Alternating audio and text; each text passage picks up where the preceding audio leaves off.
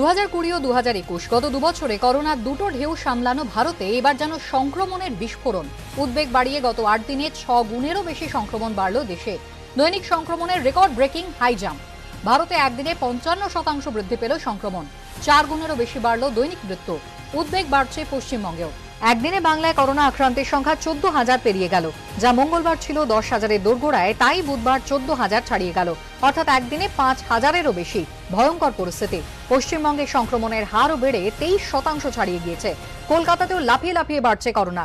মঙ্গলবারের তুলনায় প্রায় 1,500 বাড়ল আক্রান্তের সংখ্যা। কলকাতায় সংক্রমণের হারও ভয়াবহভাবে বাড়ছে। সংক্রমণের নিরিখে কলকাতার পরই রয়েছে উত্তর 24 পরগনা। সক্রিয় রোগীর নিরিখে কেন্দ্রীয় স্বাস্থ্য মন্ত্রকের তালিকায় মহারাষ্ট্রের পরই আছে বাংলা। সাপ্তাহিক পজিটিভিটি রেটের দিক থেকে মহারাষ্ট্রকে টেক্কা দিয়েছে পশ্চিমবঙ্গ। কেন্দ্রের তালিকায় ডিস্ট্রিক্ট অফ কনসার্ন অর্থাৎ দেশের মধ্যে উদ্বেগজনক জেলার তালিকায় রয়েছে কলকাতা ও উত্তর 24 পরগনা। কেন্দ্রীয় স্বাস্থ্য মন্ত্রকের পরিসংখ্যান বলছে, মঙ্গলবার দেশে দৈনিক আক্রান্তের সংখ্যা ছিল 37,379। গত 24 ঘন্টায় সেই সংখ্যা 20,718 জন বেড়ে বুধবার একদিনে মোট 58,097 জন করোনা আক্রান্ত হয়েছেন দেশে। দৈনিক মৃত্যুর নিরিখেও বাড়ছে উদ্বেগ। মঙ্গলবার ভারতে একদিনে 124 জন করোনা আক্রান্তের মৃত্যু হয়েছিল। বুধবার এক লাফে তা প্রায় 4 গুণ বেড়েছে। গত 24 ঘন্টায় ভারতে দৈনিক মৃতের সংখ্যা পৌঁছেছে 534। বুধবার কেন্দ্রীয় স্বাস্থ্য মন্ত্রকের পরিসংখ্যানে দেখানো হয়েছে কিভাবে উদ্বেগজনকভাবে সংক্রমণ বাড়ছে পশ্চিমবঙ্গে।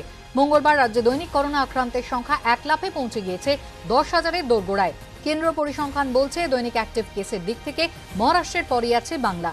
সারা দেশে এখন যত অ্যাক্টিভ কেস আছে তার মধ্যে শুধু মহারাষ্ট্রে সক্রিয় রোগীর সংখ্যা 32.71%। দ্বিতীয় স্থানে থাকা পশ্চিমবঙ্গে প্রায় 12%-এর কাছাকাছি অ্যাক্টিভ কেস। कलकत्ता में जो भी पिछले हफ्ते में टेस्ट हुए हैं उसके हिसाब से ओवरऑल 44.5% वहां पर केस पॉजिटिविटी नोट की जा रही है। केसेस में इंक्रीज नोट किया जा रहा है। और वेस्ट बंगाल में 24 परगना नॉर्थ, ऐसे कुछ जिले हमने सैंपल के रूप में आपके सामने प्रस्तुत किए हैं, जिससे लगता है कि एक इन्फेक्शन में अधिक स्प्रेड ओवरऑल हम नोट कर रहे हैं। বুধবারই কেন্দ্রীয় স্বাস্থ্য মন্ত্রক জানিয়েছে, পজিটিভিটি রেটের দিক থেকে কলকাতার পরিস্থিতি ক্রমেই উদ্বেগজনক হয়ে উঠছে। কেন্দ্রের তালিকা অনুযায়ী কলকাতার সাপ্তাহিক পজিটিভিটি রেট 44%-এরও বেশি। ভ্যাকসিন কিন্তু কখনোই করোনাকে আটকাতে পারে না, এটা মনে রাখতে হবে। ভ্যাকসিন কেবলমাত্র রোগের যে উপসর্গগুলি এবং বাড়াবাড়িগুলি কমাতে পারে।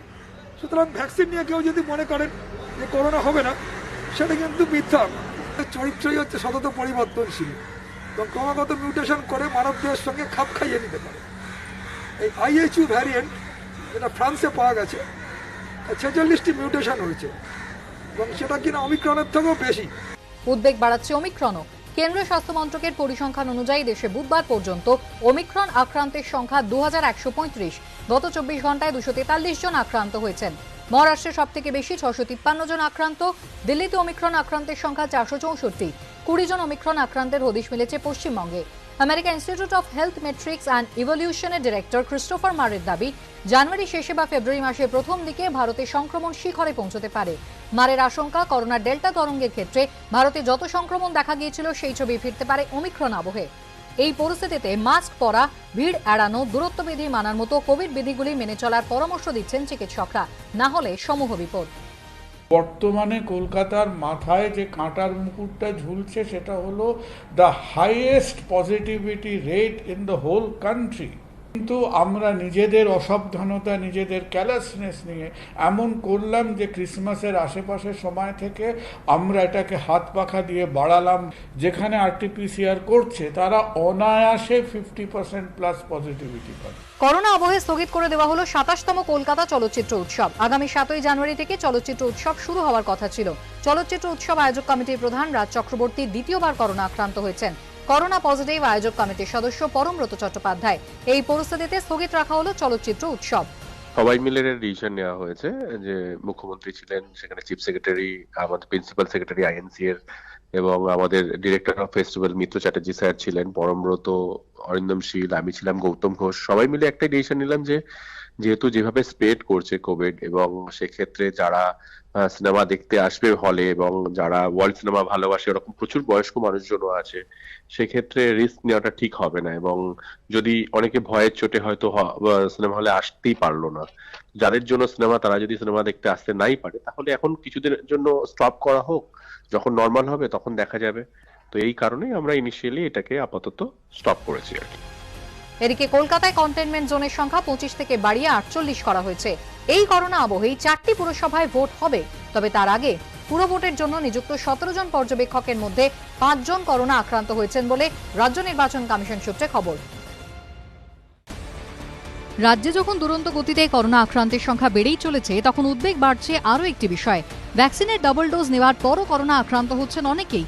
প্রথমবার তো বটেই, ডাবল ডোজ নেওয়ার পর কেউ দ্বিতীয়বার, এমনকি তৃতীয়বারও সংক্রমিত হচ্ছেন। প্রাক্তন কেন্দ্রীয় মন্ত্রী ও তৃণমূল নেতা বাবুল সুপ্রিয়, কলকাতা পুলিশের joint CP crime Muralidhar Sharma থেকে শুরু করে সিপিএম নেতা কৌস্তব চট্টোপাধ্যায় প্রত্যেকেই ডাবল ডোজ ভ্যাকসিন নিয়ে তৃতীয়বার করোনা আক্রান্ত হয়েছেন। আবার নিয়ম মেনে দুবার ভ্যাকসিন নেওয়ার পরও করোনা আক্রান্ত হয়েছেন পরিচালক ও ব্যারাকপুরের তৃণমূল বিধায়ক রাজ চক্রবর্তী ও তাঁর স্ত্রী অভিনেত্রী শুভশ্রী গঙ্গোপাধ্যায়। গত বছরের এপ্রিলে বিধানসভা ভোটের সময় করোনার ভ্যাকসিনের 2টি ডোজ নিয়েছিলেন ব্যারাকপুরের তৃণমূল বিধায়ক রাজ চক্রবর্তী, কিন্তু এর 4 মাস পর অগস্টে তিনি প্রথমবার করোনা আক্রান্ত হন। আবার সেই 4 মাসের ব্যবধানেই ফের করোনা আক্রান্ত হলেন তিনি। কালকে রাত্রেবেলা আমরা পজিটিভ রিপোর্ট এসছে আমাদের। আমরা দুদিন ধরেই একটু সিমটম ছিল, যেখানে নোজ ব্লক এবং মাথা ধরে থাকা, হাত পা ব্যথা, একটু জ্বর জ্বর ভাব দুজনেরই ছিল। তো আমরা যখন কালকে রিপোর্ট পাই, হোম আইসোলেশন, আমাদের বাড়িতে যেহেতু বাচ্চা আছে, বাচ্চাটা একটা রুমে, আমার মা একটা রুমে, আমরা এইভাবেই আছি। এই নিয়ে দ্বিতীয়বার আমার এবং শুভশ্রীর দুজনেরই আমাদের ডবল ভ্যাকসিনও হয়ে গেছে। শুভশ্রীর সেকেন্ড ভ্যাকসিন, থার্ড, ওর জন্মদিনের দিনও নিয়েছিল, আমার মনে আছে এখনো। তারপরে হয়ে গেল, কেন, কোথা থেকে হলো, কিভাবে হলো আমরা বলতে পারবো না। রাজের স্ত্রী শুভশ্রী প্রথমবার করোনা আক্রান্ত হন এপ্রিল মাসে। এরপর গত নভেম্বরে তাঁর ভ্যাকসিনের 2টি ডোজ নেওয়া শেষ হয়ে যায়। এর 2 মাসেরও কম সময়ের মধ্যে দ্বিতীয়বার করোনা আক্রান্ত হলেন। মঙ্গলবার রাজ শুভশ্রী দুজনেরই করোনা রিপোর্ট পজিটিভ এসেছে। আমার মনে হয় রাজ জাস্ট পক্স থেকে উঠলো বলে ওর শরীরটা আরো অনেক বেশি খারাপ, অনেক উইক। আমি বলবো যে লাস্ট টাইমের থেকে হ্যাঁ একটু অতটা সিভিয়ার নয়, তা বলে মাইল্ড বলা হচ্ছে সেটাও নয়। বডি পেন, হেডেক, ফিভার, মানে অস্বস্তি, মানে একটা মানে নোজ ব্লক, কখনো কখনো রানিং নোজ, স্নিজিং, যা হয় আর কি, মানে নর্মাল ভাইরাল ফিভারে যেটা হয় সেটাই। এক্সট্রা যেটা হয় সেটা হচ্ছে কোমরে প্রচন্ড ব্যথাটা হয়। মুখে টেস্ট নেই, গন্ধটা এখনো যায়নি, জানি না কতদিন থাকবে। রাজ ও শুভশ্রী দুজনেই হোম আইসোলেশনে রয়েছেন।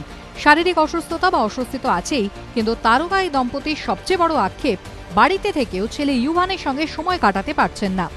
ভীষণই আনফরচুনেট, মানে কোভিড হয়েছে সেটা ছাড়াও বাচ্চাটাকে আবার এতদিন ছেড়ে থাকতে হবে, সেটা নিয়ে ভীষণই ওয়ারিড আমরা। আজকে আমি ইউভানের থেকে একটা জিনিস শিখলাম, সেটা হচ্ছে যে জীবনে সমস্ত পরিস্থিতিতে কি করে নিজেকে অ্যাডজাস্ট করে নিতে হয়, এবং থাকছে মানে একবারের জন্য মানে আমাদের সব থেকে দরকার হয়তো ওর আমাদেরকেই, কিন্তু একেবারের জন্য আমাদেরকে সেটা বুঝতে দিচ্ছে না যে ও কতটা অ্যাডজাস্ট করে থাকছে।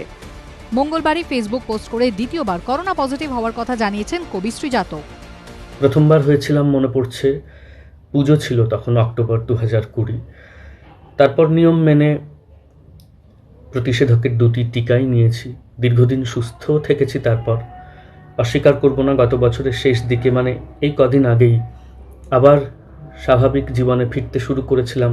বন্ধুদের সঙ্গে আড্ডা দিচ্ছিলাম, গান বাজনা করছিলাম, অনুষ্ঠানে যাচ্ছিলাম, মেলাগুলোয় যাচ্ছিলাম, অন্যান্য কাজকর্ম করছিলাম, সবটাই সতর্কভাবে।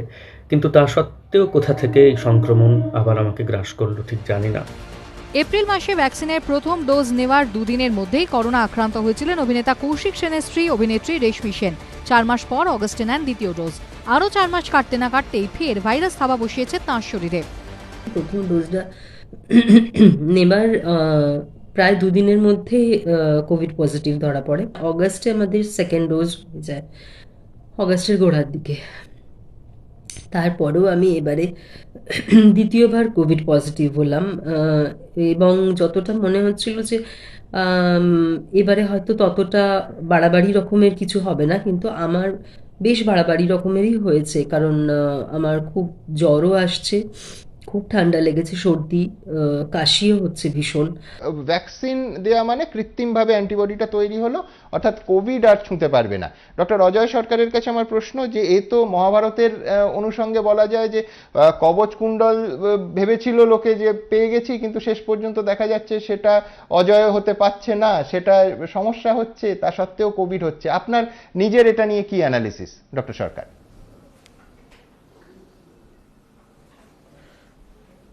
দেখুন, কোভিড নিয়ে আমরা কিন্তু প্রত্যেক দিন নতুন নতুন ইনফরমেশন পাচ্ছি। এই ডিজিজটা সম্বন্ধে আমরা এখনো পুরো জেনে উঠিনি। এটা ভাবলে ভুল হবে যে কোভিডকে আমরা জয় করে ফেলেছি বা কোভিডের অস্ত্র বের করে ফেলেছি।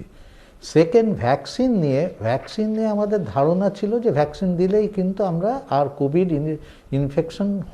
ইনফেক্টেড হব না। এটা ভুল ধারণা। কোভিড কিন্তু হবে না, এটা ভ্যাকসিন মানে প্রোটেকশন দেবে না। ভ্যাকসিন যেটা করবে যে আপনার severity of the disease process ওটা দেবে না। এবং মোটামুটি যারা ভ্যাকসিনেটেড তাদের কিন্তু সিভিয়ার ডিজিজ খুব কম হয়েছে। আমি বলবো না যে সিভিয়ার হয়নি, তা নয়। আমিও অনেক পেশেন্ট দেখেছি যারা দুটো ভ্যাকসিন পাওয়ার পরেও তাদের ভেন্টিলেট করতে হয়েছে, কিন্তু নাম্বারটা অনেক কম। আমরা যদি দেখি তাদের মধ্যে যারা একটা ভ্যাকসিন বা পায়নি ভ্যাকসিন, তাদের সংখ্যাটাই বেশি। অতএব ভ্যাকসিন আমাদের নিতেই হবে। আরেকটা আমি বলে রাখতে চাই যে ভ্যাকসিনের কিন্তু অনেকগুলো ব্যাপার আছে। ভ্যাকসিনটা কোল্ড চেন মেনটেন হচ্ছে কিনা, আমরা যেখানে সেখানে ভ্যাকসিন নিচ্ছি কিনা, ডোজটা একটা ফ্যাক্টর আছে, কারেক্ট ডোজ দিচ্ছি কিনা, অনেকগুলো। প্লাস এর যে ভ্যাকসিনটা একটা আমরা খুলে ফেললে সেটা কিন্তু 4.5 ঘন্টা 5 ঘন্টার বেশি দেওয়া যায় না।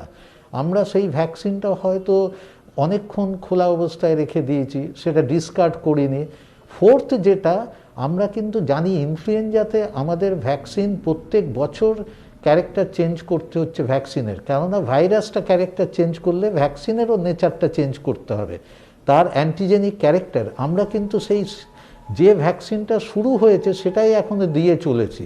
কোভিড কিন্তু বছরের পর বছর মিউটেন্ট করে তার নেচার পাল্টাচ্ছে, যার ফলে এই ভ্যাকসিনগুলো, বিশেষ করে ওমিক্রন, কিন্তু ভ্যাকসিন দিয়ে প্রোটেক্ট করা যাবে না। ওমিক্রনের স্পাইক প্রোটিনটার ক্যারেক্টার এতটাই চেঞ্জ হয়েছে, আর মোস্ট অফ দ্য ভ্যাকসিন কিন্তু স্পাইক প্রোটিন অ্যান্টিজেনের এগেনস্টে। ন্যাচারালি আমাকে এমন একটা ভ্যাকসিন তৈরি করতে হবে, বা আমাদের নেচারটা কনস্ট্যান্ট রিসার্চ চালিয়ে যেতে হবে যে ভ্যাকসিন, ভাইরাসটা যেরকম মিউটেন্ট করছে ভ্যাকসিনটাকেও সেইভাবে চেঞ্জ করতে হবে, যেটা আমরা ইনফ্লুয়েঞ্জাতে করছি। আমার প্রশ্নটা হচ্ছে যে এই ডেল্টা বা ডেল্টা প্লাসকেই তো আটকানোর কথা ছিল ভ্যাকসিনের, তাহলে সেইখানে সমস্যাটা কোথায় হলো যে ভ্যাকসিন নেওয়া সত্ত্বেও এতজন ডেল্টা রোগী, কি করে সেটা সম্ভব? ধাঁধা এবং খটকা তো সেই জায়গায়। ডক্টর গুপ্ত, খুব ভালো প্রশ্ন। আমার মনে পড়ছে প্রায় 1 বছর আগে স্টুডিওতে এসে বলেছিলাম যে ভ্যাকসিন যখন প্রথম আসে খুবই আশার কথা, কিন্তু এটা কতদিন প্রোটেক্ট করতে পারবে সেটা একটা প্রশ্ন ছিল। তো সেই প্রশ্নের উত্তর কিন্তু বেশ কিছুদিন আগে পাওয়া গেছে, যেটা সো কল ডেভেলপড কান্ট্রিগুলো বুঝে গেছে যে অন্তত 6 মাস পরে একটা বুস্টার ডোজ দেওয়া উচিত। সেইখানে কিন্তু আমরা একটু বেশ দেরি করেছি। এবং যেটা আমার আগের বক্তারা বললেন যে ভ্যাকসিন থাকা মানে কোভিড হবে না তা নয়, সিভিয়ারিটি কম হবে। কিন্তু আমাদের কিছু ডেটা হাতে আছে, তাতে দেখা যাচ্ছে যে যাদের 6 মাসের বেশি হয়ে গেছে, 9 মাস 10 মাস মতন যাদের ভ্যাকসিন সেকেন্ড ডোজ হয়ে গেছে, তাদের কিন্তু 20% মাত্র এফিকেসিতে পৌঁছেছে। কাজেই আমাদের বুস্টার ডোজটা একটা সেভিয়ার হতে পারত, সেই জায়গাটা আমরা মিস করেছি। এইখানে আমার একটা প্রশ্ন থাকবে যে ধরুন যারা তৃতীয়বারও আক্রান্ত হচ্ছেন তারা প্রত্যেকে, সেটা বাবুল সুপ্রিয়, সেটা কৌস্তব, সেটা মুরলী শর্মা, প্রত্যেকে কিন্তু 60 বছরের নিচে, অর্থাৎ তারা সেকেন্ড ডোজ কমপ্লিট করেছেন 4 থেকে 5 মাস আগে, ম্যাক্সিমাম আমি ধরে নিলাম 6 মাস আগে। তাদের ডেল্টা বা ডেল্টা প্লাস সংক্রমণ হবে কেন? হ্যাঁ, সেইখানে যেটা ডক্টর অজয় সরকার যে কথাটা বললেন, আমাদের হয়তো ভ্যাকসিনের মিউটেশনের সাথে তাল রেখে আমাদের আপগ্রেড করতে হবে। কারণ প্রশ্ন হচ্ছে যে স্পিডে ভাইরাস মিউটেট করছে সেই তাল রেখে চলাটা এই মুহূর্তে মুশকিল। এবং ইনফ্লুয়েঞ্জা ভাইরাস আমরা প্রত্যেক বছর আপডেট করি এবং তাতে একটা বড় পার্সেন্টেজ প্রোটেকশন পাওয়া যায়, তাতেও কিন্তু 100% পাওয়া যায় না। কিন্তু ইনফ্লুয়েঞ্জা নিয়ে আমরা হয়তো অতটা মাথা ঘামাই না যতটা আমরা এখন কোভিডে ঘামাচ্ছি। এবং আমরা এটা যে দেখি ভ্যাকসিন ইনইকুইটি বলে যে একটা টার্ম এখন দেখা যাচ্ছে, যে আমরা নানা পপুলেশনে কিন্তু ভ্যাকসিন দিতে পারিনি। পৃথিবীর অনেক দেশে বুস্টার নেই, কিছু দেশে বুস্টার হয়েছে, কিছু দেশে ভ্যাকসিন সমানভাবে পৌঁছয়নি। এবং এই যে এত ভ্যারিয়েন্ট তৈরি হচ্ছে, এটা এরই হয়তো একটা পার্শিয়াল প্রেশারের জন্য হতে পারে। কাজেই সেইটাও আমাদের মাথায় রাখতে হবে। করোনা আক্রান্ত হয়েছেন অভিনেতা পরমব্রত চট্টোপাধ্যায় ও রুদ্রনীল ঘোষ। মঙ্গলবার কলকাতা চলচ্চিত্র উৎসবের দিনক্ষণ ঘোষণার অনুষ্ঠানে উপস্থিত ছিলেন পরমব্রত। দুবার প্রতিষেধক নেওয়ার পর দ্বিতীয়বার বা তৃতীয়বার কোভিড আক্রান্ত হওয়ার উদাহরণ বাবুল সুপ্রিয় থেকে রাজ শুভশ্রী। কিন্তু এবার নতুন অভিজ্ঞতার কথা শোনালেন পরমব্রত চট্টোপাধ্যায়। অভিনেতার যখন উপসর্গ রয়েছে তখন তার কোভিড নেগেটিভ, আর যখন উপসর্গ নেই, সুস্থ তিনি, তখন কোভিড পজিটিভ। গত 27শে ডিসেম্বর মুম্বাইয়ে থাকাকালীন জ্বরে ভুগছিলেন পরমব্রত চট্টোপাধ্যায়। সঙ্গে ছিল সর্দি কাশি, কিন্তু করোনার RT-PCR টেস্টে রিপোর্ট নেগেটিভ আসে। 30 তারিখ কলকাতায় ফিরে 2রা জানুয়ারি ফের পরীক্ষা করেন পরমব্রত। এদিন তার রিপোর্ট পজিটিভ এসেছে। এই মুহূর্তে আমি কমপ্লিটলি সিম্পটম ফ্রি, কিন্তু আমার রিপোর্টটা পজিটিভ এসেছে। আমি দিন 3 পরে আরো একটি টেস্ট করাবো। যদি ধরে নিই যে 27 তারিখ থেকে আমার হয়েছে, তাহলে ওই মানে 9 তারিখ বা 10 তারিখ আমার 14 দিন কমপ্লিট হচ্ছে। তো ওই সময় আমি আরেকটা টেস্ট করাবো এবং করে তখন দেখবো, তখন যদি নেগেটিভ থাকে, তার নেগেটিভ আসে পরপর 2টি টেস্ট, তাহলে আমি তখন কাজকর্ম করবো। এরকমই ভেবে রেখেছি প্ল্যান। আগামী 3-4 দিন কমপ্লিটলি বাড়ি থেকে বেরোনোর কোনো প্রশ্নই উঠছে না। নেগেটিভ রিপোর্ট হাতে পাবো, তারপরে বাড়ি থেকে বেরোবো আমি আবার। করোনার ভ্যাকসিনের ডাবল ডোজ নেওয়া হয়ে গিয়েছিল অভিনেতা ও বিজেপি নেতা রুদ্রনীল ঘোষেরও, কিন্তু গত কয়েকদিন ধরে অল্প জ্বরে ভুগছিলেন তিনি। পরীক্ষা করাতে এদিন তার রিপোর্টও পজিটিভ আসে। আপাতত হোম আইসোলেশনে রয়েছেন। এখনো পর্যন্ত যেমন আগেরবার শুনেছিলাম যেমন হচ্ছিল, লোকজন বন্ধু বান্ধব যাদেরই হয়েছিল, সেই অনুযায়ী একটু শারীরিক কষ্টটা একটু কম, মানে যা শুনেছিলাম, মানে প্রবল গলা ব্যথা বা ভয়ঙ্কর যে কাশি, সেটা এখনো পর্যন্ত আগে থ্যাংক গড যে কম আছে। ফিজিক্যালি উইক এবং গা হাত পাতে একটু ব্যথা রয়েছে। কিন্তু কেন এমনটা হচ্ছে? ভ্যাকসিন নেওয়ার পরও কেন আক্রান্ত হচ্ছেন মানুষ? এই নিয়ে মিশ্র প্রতিক্রিয়া চিকিৎসক মহলে। বিশেষজ্ঞদের একাংশ বলছেন, প্রথম থেকে বলা হয়েছিল দুটি ভ্যাকসিনের কার্যকারিতা 60 থেকে 70%। তাই ভ্যাকসিন নিলেই করোনা হবে না, এই ধারণা সম্পূর্ণ ভুল। আমার মনে হয় এটা ভাবাটাই ভালো। আমরা অনেকেই 2বার ভ্যাকসিন নিয়েছি, সেজন্যই বোধহয় ওমিক্রনই হোক ডেল্টাই হোক আমাদের গায়ে সেরকম কামড়টা বসাতে পারছে না। সুতরাং ডাবল ভ্যাকসিন দেওয়ার পরে ইনফেকশন করার ক্ষমতা, কারণ ওমিক্রন তো এমন একটা ভাইরাস যে আমাদের প্রতিরোধী শক্তিকে বোকা বানিয়ে ঢুকে যাচ্ছে, কিন্তু ঢোকার পরেও সে প্রতিরোধ ক্ষমতার অন্য অঙ্গনের সামনে পড়ে কাত হয়ে যাচ্ছে, যার ফলে আমাদেরকে লোয়ার রেসপিরেটরি ট্র্যাক্টে গিয়ে ততটা খারাপ কাণ্ড কারখানা করে বসতে পারছে না, যার ফলে দাঁড়িয়ে অক্সিজেন ডিস্যাচুরেশন এখনো হচ্ছে না। এটা কিন্তু আত্মতুষ্টির জায়গা নেই, আমাদের নজর রাখতে হবে। কারুর যদি লো গ্রেড কোভিড হয়ে থাকে, তাহলে তার ন্যাচারাল ইমিউনিটি ম্যাক্সিমাম 90 থেকে 100 দিন পারসিস্ট করবে। কারুর যদি সিভিয়ার কোভিড হয়ে থাকে, যে ভেন্টিলেটার একমো অবধি গিয়েছিল, তাহলে সেটা 14 থেকে 15 মাস পারসিস্ট করবে। তারপরে কিন্তু ন্যাচারাল ইমিউনিটি পারসিস্ট করবে না। অর্থাৎ যে ফার্স্ট ওয়েভের সময় আক্রান্ত হয়েছিলেন, তার এখন আর ন্যাচারাল ইমিউনিটি বলে কিছু নেই। যারা ভ্যাকসিন নিয়েছেন তাদের ভ্যাকসিন ইনডিউস সিনথেটিক ইমিউনিটি মোটামুটিভাবে, যেটা আপনি যদি তাকিয়ে দেখেন কোভিশিল্ডের ক্ষেত্রে, তাহলে 6 মাস থেকে 9 মাসের মধ্যে পারসিস্ট করবে না। সুতরাং যারা আমরা গত বছর জানুয়ারি ফেব্রুয়ারিতে নিয়েছিলাম, আমাদের কাছে এই মুহূর্তে ভ্যাকসিন ইমিউনিটি খুব কম। কিন্তু আমাদের যেহেতু টি সেল ইনডিউসড ইমিউনিটি আছে এখনও, সেই জন্য আমাদের সিভিয়ার ফর্ম অফ ডিজিজ হচ্ছে না। কিন্তু দ্বিতীয়বার আক্রান্ত হওয়ার সম্ভাবনা থাকবেই, যাদের আগেরবার মাইল্ড ডিজিজ হয়েছিল অথবা যাদের 6 মাস আগে বুস্টার ডোজ কমপ্লিট হয়ে গিয়েছিল। যেভাবে ভ্যাকসিনের ডাবল ডোজ নেওয়ার পরও বহু মানুষ 2বার 3বার করে করোনা আক্রান্ত হচ্ছেন, তাতে নানা মহলে ভ্যাকসিনের কার্যকারিতা নিয়েও প্রশ্ন উঠছে। এই পরিস্থিতিতে ভ্যাকসিন নিয়ে আরও গবেষণা প্রয়োজন বলে মনে করছেন বিশেষজ্ঞরা। যে সমস্ত প্রতিষেধক আজকে পৃথিবীব্যাপী সাকসেসফুলি করা গেছে, তার পেছনে কিছু বৈজ্ঞানিক সত্য এবং বৈজ্ঞানিক পরীক্ষা নিরীক্ষা এবং যাকে বলে হার্ডকোর এভিডেন্স থাকে। সেগুলোকে বাদ দিয়ে কখনো কোনো ভ্যাকসিন সাকসেসফুল হতে পারে না। এই ভ্যারিয়েন্টের মধ্যে আগের একই ভ্যাকসিন কাজ করবে এমনটা ভেবে নেওয়াটা ভুল। আমরা চেষ্টা করছি, যে সময় ভ্যাকসিনেশন দিচ্ছি সে সময় এত রকমের ইনফেকশন আমাদেরকে কাবু করছে, এতগুলো ভ্যারিয়েন্ট, যে আগেকার একটা ইনফেকশন এর যে ভ্যাকসিন তৈরি করেছি সেটা কার্যকারী হওয়ার কথা নয়।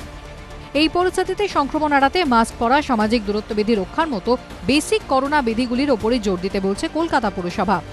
এই করোনাটা সেই করোনা নয়, এটা ডবল ভ্যাকসিন আছে বলেই হয়তো এর যে উপসর্গটা অনেক কম এবং 5 দিনের মধ্যে নর্মাল হয়ে যাচ্ছে।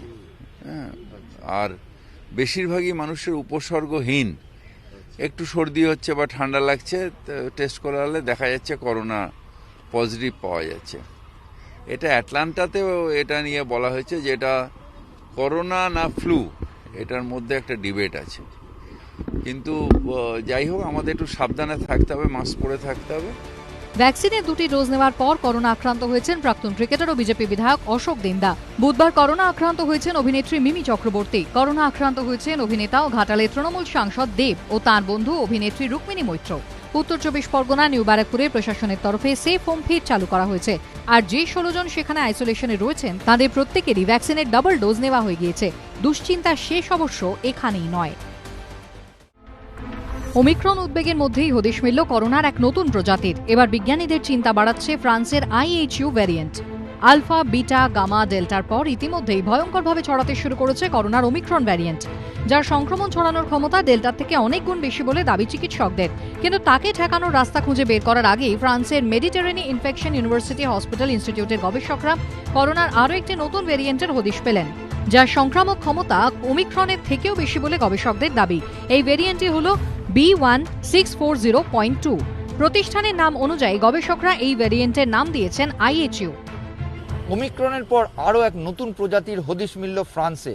এই প্রজাতি আরও দ্রুত গতিতে সংক্রামিত করে এবং আরও বেশি সংখ্যক মানুষকে সংক্রামিত করে বলে গবেষকরা জানাচ্ছেন। চিকিৎসকরা এটাও বলছেন যে প্রত্যেক বছর এরকমভাবে প্রজাতির পরিবর্তন হবে এবং সতর্ক হতে হবে, মাস্ক ব্যবহার করতে হবে, না হলে এই যে কোভিডের যে সংক্রমণ সেটা কোনোভাবে সামাল দেওয়া যাবে না। এইরকম একটি বিপদের সংকেত নিয়ে এসছে ওমিক্রন, এইরকম একটি বিপদের সংকেত নিয়ে ডেল্টা এসছিল, ডেল্টা প্লাস এসছিল। এখনো পর্যন্ত নতুন যে পরিবর্তনগুলো আসছে সেগুলো ভ্যারিয়েন্ট অফ কনসার্ন কিংবা ভ্যারিয়েন্ট অফ ইন্টারেস্ট, এই দুটোর কোনোটাই আখ্যা পায়নি। যার ফলে দাঁড়িয়ে নতুন যেটা এসছে, সারা পৃথিবীর বিজ্ঞানীরা, বিশ্ব স্বাস্থ্য সংস্থা সেগুলোকে পর্যবেক্ষণ করছেন। আরও বেশি নজরে রাখতে হবে, গবেষণাগারে তার পরীক্ষা নিরীক্ষা হবে। এবং আমাদেরও এটা মাথায় রাখা দরকার, ভাইরাস কোনো না কোনো দিন তো আমাদের ছেড়ে যাবেই, আমরা তো জিতবই, মানুষ তো জিতবেই, কিন্তু তার আগে ভাইরাস তার গঠন প্রকৃতির আরও অনেক পরিবর্তন করবে। নতুন এই ভ্যারিয়েন্ট নিয়ে ইতিমধ্যেই উদ্বেগ তৈরি হয়েছে, কারণ ফ্রান্সের মেডিটেরেনি ইনফেকশন ইউনিভার্সিটি হসপিটাল ইনস্টিটিউটের বিজ্ঞানীদের দাবি IHU ভ্যারিয়েন্ট 46 বার মিউটেট করেছে বা চরিত্র বদল করেছে। ফলে এখনকার ভ্যাকসিন করোনার এই ভ্যারিয়েন্টকে ঠেকাতে পারবে কিনা তা নিয়ে প্রশ্ন থেকেই যাচ্ছে। এটা ধরে নিতে হবে এখন যা ভেরিয়েন্ট আসবে তারা আগের ভেরিয়েন্টের চেয়ে বেশি ইনফেকশাস হবে, আর আগের ভেরিয়েন্টের চেয়ে লেস ভিরুলেন্ট হবে। এটাই যে কোনো ভাইরাল অতিমারির একটা ক্যারেক্টারিস্টিক ফিচার। এক্ষেত্রে নতুন যে ভেরিয়েন্টটা আসবে সেটা সংক্রামক হবে, এটা বলাই বাহুল্য, কিন্তু মৃত্যুহার ওমিক্রনের চেয়েও কম হবে। যদি আমরা দেখি যে মৃত্যুহার ওমিক্রনের চেয়ে বেশি, তাহলে নিশ্চয়ই WHO একে ভেরিয়েন্ট অফ কনসার্ন ডিক্লেয়ার করবে এবং তার জন্য যা যা ব্যবস্থা নেওয়ার নেবে। আমরা যখন গত বছর মার্চে 2020-তে এই লড়াইতে গিয়েছিলাম, তখন আমরা এরকমই একটা দিন দেখতে চেয়েছিলাম যখন আস্তে আস্তে এটা একটা ঠান্ডা সাধারণ জ্বরের দিকে পরিণত হবে। করোনার এই নতুন ভ্যারিয়েন্ট IHU এর হদিশ মিলেছে দক্ষিণ ফ্রান্সে। সেখানকার মার্সেই শহরে ইতিমধ্যেই 12 জনের শরীরে এই ভাইরাস পাওয়া গিয়েছে, যার মধ্যে কয়েকজন হাসপাতালে ভর্তি। আক্রান্তদের মধ্যে অনেকেই সম্প্রতি আফ্রিকা মহাদেশের ক্যামেরুনে গিয়েছিলেন। IHU এর গবেষকদের দাবি এই ভ্যারিয়েন্টে N501Y মিউটেশন লক্ষ্য করা গিয়েছে, যার জেরে তা অত্যন্ত দ্রুত গতিতে ছড়াতে পারে। পাশাপাশি IHU ভ্যারিয়েন্টে E484K মিউটেশনও দেখা গিয়েছে, যার জেরে এই ক্ষেত্রে ভ্যাকসিন কাজ নাও করতে পারে। আমার ধারণা হচ্ছে যে এই ধরনের ভ্যারিয়েন্ট কিন্তু একের পর এক আসতে থাকবে। The only difference will be that they will be more effective, or rather more spread capability of spreading will be much more, but the severity will be less. This is idea. Of course, time will tell you the actual truth. কিন্তু মানে সত্যি কথাটা হয়তো সময়ই বলবে, কিন্তু আমার মনে হয় যে আস্তে আস্তে ভাইরাস তার তীব্রতা আস্তে আস্তে হারাবে, লুজ করবে, যেমন ওমাইক্রনের ক্ষেত্রে হয়েছে। এদিকে করোনা ভাইরাসের চরিত্র বদলের সঙ্গে সঙ্গে বদলে যাচ্ছে করোনার চিকিৎসা পদ্ধতিও। এমন অনেক ওষুধ আছে যা শুরুতে করোনা চিকিৎসায় কার্যকরী বলে মনে করা হলেও পরে তা পুরোপুরি নিষিদ্ধ করে দেওয়া হয়েছে। সেই তালিকায় সবার উপরে নাম হাইড্রক্সিক্লোরোকুইনের। করোনা সংক্রমণ ঠেকাতে এই ওষুধ গেম চেঞ্জার হয়ে উঠতে পারে বলে দাবি করেছিলেন তৎকালীন মার্কিন প্রেসিডেন্ট ডোনাল্ড ট্রাম্প। ভারত থেকে এই হাইড্রক্সিক্লোরোকুইন পেতে হুঁশিয়ারি পর্যন্ত দিয়েছিলেন তিনি, কিন্তু পরে করোনা চিকিৎসায় এই ওষুধের ব্যবহারই পুরোপুরি বন্ধ করে দেওয়া হয়। এই তালিকায় রয়েছে আইভারমেকটিন, রেমডেসিভির, টসিলিজুমাবও। এই ওষুধগুলো এখন আর করোনা চিকিৎসায় ব্যবহার করা হয় না। গত বছর আমেরিকার তৎকালীন প্রেসিডেন্ট ডোনাল্ড ট্রাম্প করোনা আক্রান্ত হওয়ার পর তাঁকে দেওয়া হয়েছিল ককটেল অ্যান্টিবডির ডোজ। এ রাজ্য বিশেষ বিশেষ ক্ষেত্রে এই ককটেল অ্যান্টিবডি দেওয়া হচ্ছিল, যেমনটা দেওয়া হয় সৌরভ গঙ্গোপাধ্যায় ও রাজ্যের মন্ত্রী অরূপ বিশ্বাসকে। ঠিক একইভাবে এখন ব্যবহার করা হচ্ছে মলনুপিরাভিরও। যদিও স্বাস্থ্য ভবন নতুন প্রোটোকল প্রকাশ করে জানিয়েছে করোনা আক্রান্তদের চিকিৎসায় আর মনোক্লোনাল অ্যান্টিবডি ও মলনুপিরাভির রাজ্যে ব্যবহার করা যাবে না। স্বাস্থ্য অধিকর্তা অজয় চক্রবর্তী জানিয়েছেন, মনোক্লোনাল অ্যান্টিবডি ও মলনুপিরাভির বাদ দেওয়া হয়েছে কারণ কেন্দ্রীয় স্বাস্থ্য মন্ত্রকের গাইডলাইনে এর উল্লেখ নেই। গবেষণার প্রয়োজন এবং কতটা এনলাইটমেন্টের প্রয়োজন, যেটা যে কোনো জায়গা থেকে আসতে পারে, যে কোনো আন্তর্জাতিক জায়গা থেকে আসতে পারে, কিন্তু একটা চূড়ান্ত চিকিৎসা প্রোটোকলের কি এবার সময় হয়েছে ডক্টর সাহা? একদম জ্বলন্ত প্রশ্ন তুলেছেন। চিকিৎসক মহলও এখন এই কোভিড প্রোটোকল কি অ্যাকচুয়ালি সেটা নিয়ে কিছুটা বিস্মিত।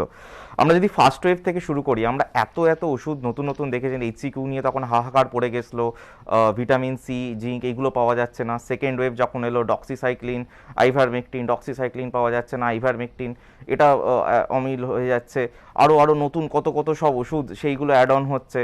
থার্ড ওয়েভে আমরা দেখলাম মলনুপিরাভির এলো, অ্যান্টিবডি ককটেল আবার এসে উধাও হয়ে যাচ্ছে। কোথাও কি একটা কোভিডের মানে আমাদের কি চিকিৎসাটা কি, সেটা কি একটা দিশাহীন সবাই চিকিৎসক মহল? এটা সত্যি মানে পেশেন্টরাও বিভ্রান্ত, মানে আমরাও বিভ্রান্ত অনেকটা। কিন্তু আপনি যদি কোভিডের গতিধারা দেখেন, কোভিডের প্যাথোফিজিওলজিটা যদি আমরা একটু দেখি, কোভিড এমন একটা রোগ যার একটা থ্রম্বোটিক প্রপার্টি আছে, যার একটা সাইটোকাইন স্টর্ম তৈরি করে এবং যার হাইপক্সিয়া করে। ফলে কোভিডের যে বেসিক ট্রায়াঙ্গেল অফ যে চিকিৎসাটা, সেটা কিন্তু ফার্স্ট ওয়েভ, সেকেন্ড ওয়েভ আর থার্ড ওয়েভে কিন্তু একই রয়ে গেছে। দ্যাট ওয়াজ ইমিউনোসাপ্রেশন, স্টেরয়েডস যখন পেশেন্টের হাইপক্সিয়া হবে, নট বিফোর হাইপক্সিয়া। পেশেন্টের থ্রম্বোটিক প্রপার্টি যখন ডেভেলপ করছে, তার জন্য অ্যান্টিকোয়াগুলেশন এবং হাইপক্সিয়া প্রিভেন্টের জন্য oxygen. This triangle of the মানে মেন যেটা কোভিডের চিকিৎসা, সেটা কিন্তু এখনো পর্যন্ত অপরিবর্তিত আছে। চিকিৎসকরাই বলছেন, ভারতে করোনার তৃতীয় ঢেউ চলে এসেছে। ফের আক্রান্ত এবং মৃতের সংখ্যা হু করে বাড়তে শুরু করেছে। রাজ্যের অবস্থাও উদ্বেগজনক। কেন্দ্রীয় স্বাস্থ্য মন্ত্রকের পরিসংখ্যান অনুযায়ী অ্যাক্টিভ কেসের হারে দেশের মধ্যে দ্বিতীয় স্থানে রয়েছে পশ্চিমবঙ্গ। হু করে সংক্রমণ ছড়াচ্ছে কলকাতা পুলিশেও। পরিস্থিতি সবথেকে খারাপ ভবানীপুর থানার। সূত্রের খবর, কার্যত গোটা ভবানীপুর থানাই করোনা আক্রান্ত। এই থানার 30 জন পুলিশ কর্মী করোনা আক্রান্ত হয়েছেন। কলকাতা পুলিশের মোট 121 জন পুলিশ অফিসাররা করোনা আক্রান্ত এবং তার মধ্যে 25% অর্থাৎ 30 জন অফিসার শুধুমাত্র ভবানীপুর থানার। এবং আমরা দাঁড়িয়ে রয়েছি ভবানীপুর থানার সামনে। থানার সামনে আপনারা দেখতে পাচ্ছেন গার্ডরেল দিয়ে ঘিরে ফেলা হয়েছে, অর্থাৎ থানার গেটের মুখেই কিন্তু প্রবেশ যে গেট রয়েছে তার মুখেই দুটো পরপর গার্ডরেল। এবং যে কোনো অভিযোগকারী যদি থানায় আসছেন কোনো অভিযোগ জানাতে, কমপ্লেন জানাতে বা কোনো পুলিশ অ্যাসিস্ট্যান্স অর্থাৎ সাহায্য নিতে, তারা কিন্তু থানার ভেতরে ঢুকতে পারছেন না। লালবাজারে একের পর এক আইপিএস অফিসার করোনা আক্রান্ত হচ্ছেন। সস্ত্রীক করোনা আক্রান্ত হয়েছেন ডিসি ট্রাফিক অরিজিৎ সিনহা। রাজ্য পুলিশে 5 জন আইপিএস সহ 76 জন করোনা আক্রান্ত। দ্বিতীয়বার করোনা আক্রান্ত হয়েছেন বেনিয়াপুকুর থানার ওসি অলোক সরকার। কি বলবো, আমার তো দেখে গায়ে কাঁটা দিচ্ছিল। কবে জানি বোধহয় 31 তারিখ এসে মানে কয়েক লাখ মানুষ হেঁটে বেড়াচ্ছে, তার পিছনে কয়েক হাজার পুলিশ তাদের ধাওয়া করে বেড়াচ্ছে। না, দ্যাট ইজ ভেরি রং, কারণ তারাও তো মানুষ। এবং তাদের আমরা দিয়েছি, তারা একেবারে উৎসাহে এবং সিনসিয়ারলি তারা হাতে মাস্ক নিয়ে সবাই কাছে গিয়ে বলছে মাস্ক পরুন, মাস্ক পরুন। কী করে স্প্রেড করবে? দুটো লোক কাছাকাছি আসবে, কয়েক মিনিটের টাইম পাওয়া যাবে করে এই ভাইরাসটা যেটা 4 গুণ 5 গুণ বেশি ট্রান্সমিসেবল, সে তো ট্রান্সমিট হয়ে গেল। আমরা এমন একটা অ্যাক্সিডেন্টালি কিছু তো ইনফেকশন হবেই, কিন্তু ইন্টেনশনালি আমরা কখনো এমন একটা সিচুয়েশন তৈরি যেন না করি যাতে আমরা প্রো ইনফেকশন একটা এনভায়রনমেন্ট তৈরি করি। আমি 2 লাখ লোককে ধাওয়া করতে যদি 5,000 পুলিশ দিয়ে দিই এবং তাদের বাধ্য করি যে লোকের ঘাড়ে গিয়ে গিয়ে কথা বলে, কেউ কারোর সম্বন্ধে জানে না, যে we are exposing your self, কাকে না, যে এমনিতেই মাস্ক না পরে ভিড়ের মধ্যে ঘুরে বেড়াচ্ছে, তো এই সিচুয়েশন ক্রিয়েট করা যায় না। That should not be created. Corona আক্রান্ত হয়েছেন বিধাননগরের পুলিশ কমিশনার সুপ্রতিম সরকার সহ 7 জন পুলিশ আধিকারিক। শুধু কলকাতা পুলিশের পুলিশ অফিসাররা নয়, আক্রান্ত বিধাননগর কমিশনারেটের অফিসাররাও। গত 24 ঘন্টায় বিধাননগর পুলিশ কমিশনার সুপ্রতিম সরকার সহ আরও 7 জন পুলিশ কর্মীরা কোভিড পজিটিভ। পুলিশের মতোই করোনা থাবা বসিয়েছে কেন্দ্রীয় এজেন্সিগুলিতেও। করোনা আক্রান্ত হয়েছেন সিবিআই এর কলকাতা ব্রাঞ্চের 13 জন অফিসার, ইডির 3 জন অফিসারও করোনা আক্রান্ত। একজন ডিএসপি, 2 জন ইন্সপেক্টর সহ কলকাতার এনআইএ অফিসে 4 জন করোনা আক্রান্ত হয়েছেন। এবার সিবিআই এবং ইডি দফতরে কোভিড হানা। সিবিআই এর 13 জন এবং ইডির 3 জন করোনা আক্রান্ত। আমরা দাঁড়িয়ে রয়েছি সিজিও কমপ্লেক্সের সিবিআই এর ব্যাংকিং সিকিউরিটিজ ফ্রড ব্রাঞ্চে, এবং এই ব্রাঞ্চেই শুধুমাত্র 5 জন করোনা আক্রান্ত। তারপর থেকে কিন্তু অফিসারদের বলে দেওয়া হয়েছে যাতে তারা অফিসে না আসেন। গোটা অফিস খালি এবং 2 জন রিসেপশনে লোক বসে রয়েছে যারা চিঠি জমা নেবে। সব মিলিয়ে কিন্তু যেটা সিবিআই ইডি সূত্রের খবর, মাত্র 40% অফিসারদের নিয়ে এখন কিন্তু সিবিআই এবং ইডি দফতরে কাজ চলছে। হাওড়া সিটি পুলিশের 10 জন সাব ইন্সপেক্টর ও অন্তত 30 জন এসআই ও কনস্টেবল করোনা আক্রান্ত। দমকলেও হানা দিয়েছে করোনা। উত্তর 24 পরগনার divisional fire officer Debtanu Basu corona আক্রান্ত হয়েছেন। পরপর করোনা আক্রান্ত হচ্ছেন ফ্রন্টলাইন ওয়ার্কাররা। পুলিশের মতোই করোনা থাবা বসিয়েছে চিকিৎসা পরিষেবাতেও। রাজ্যের মেডিকেল কলেজগুলিতে একের পর এক চিকিৎসক, নার্স, স্বাস্থ্যকর্মী করোনা আক্রান্ত হচ্ছেন। করোনা হানা দিয়েছে স্বাস্থ্য ভবনেও। 5 আধিকারিক সহ স্বাস্থ্য ভবনের 50 জন কর্মী করোনা আক্রান্ত। ন্যাশনাল মেডিকেল কলেজে এখনো পর্যন্ত চিকিৎসক, নার্স, স্বাস্থ্যকর্মী মিলিয়ে 190 জন করোনা আক্রান্ত হয়েছেন। সূত্রের খবর, ন্যাশনাল মেডিকেলের অর্থোপেডিক বিভাগের প্রধান সহ অধিকাংশ চিকিৎসক করোনা আক্রান্ত। আক্রান্ত কার্ডিওথোরাসিক সার্জারি বিভাগের 70% চিকিৎসক। পার্ক সার্কাসের ন্যাশনাল মেডিকেল কলেজে করোনা আক্রান্ত চিকিৎসক এবং স্বাস্থ্যকর্মীদের সংখ্যা প্রায় 200 ছুঁই। এই মুহূর্তে হাসপাতালে পরিষেবা কিভাবে স্বাভাবিক রাখা যায় তা নিয়ে কর্তৃপক্ষ স্বাস্থ্য দপ্তরের পরামর্শে বিশেষ রোস্টার বানাচ্ছে। একই সঙ্গে হাসপাতাল কর্তৃপক্ষের তরফ থেকে জানানো হয়েছে যারা যারা আক্রান্ত তাদের প্রত্যেকেরই উপসর্গ মৃদু, এবং সেই কারণে তারা আশা করছেন পরিষেবা পুরনো অবস্থায় খুব দ্রুতই তারা ফিরিয়ে আনতে পারবেন। হোস্টেলে তো পজিটিভ এসছে কিছু, তো ওদের জন্য ব্যবস্থা করা হচ্ছে কোয়ারেন্টাইনের সেইভাবে। যারা নেগেটিভ আছে তারাই এখন ডিউটি করছে।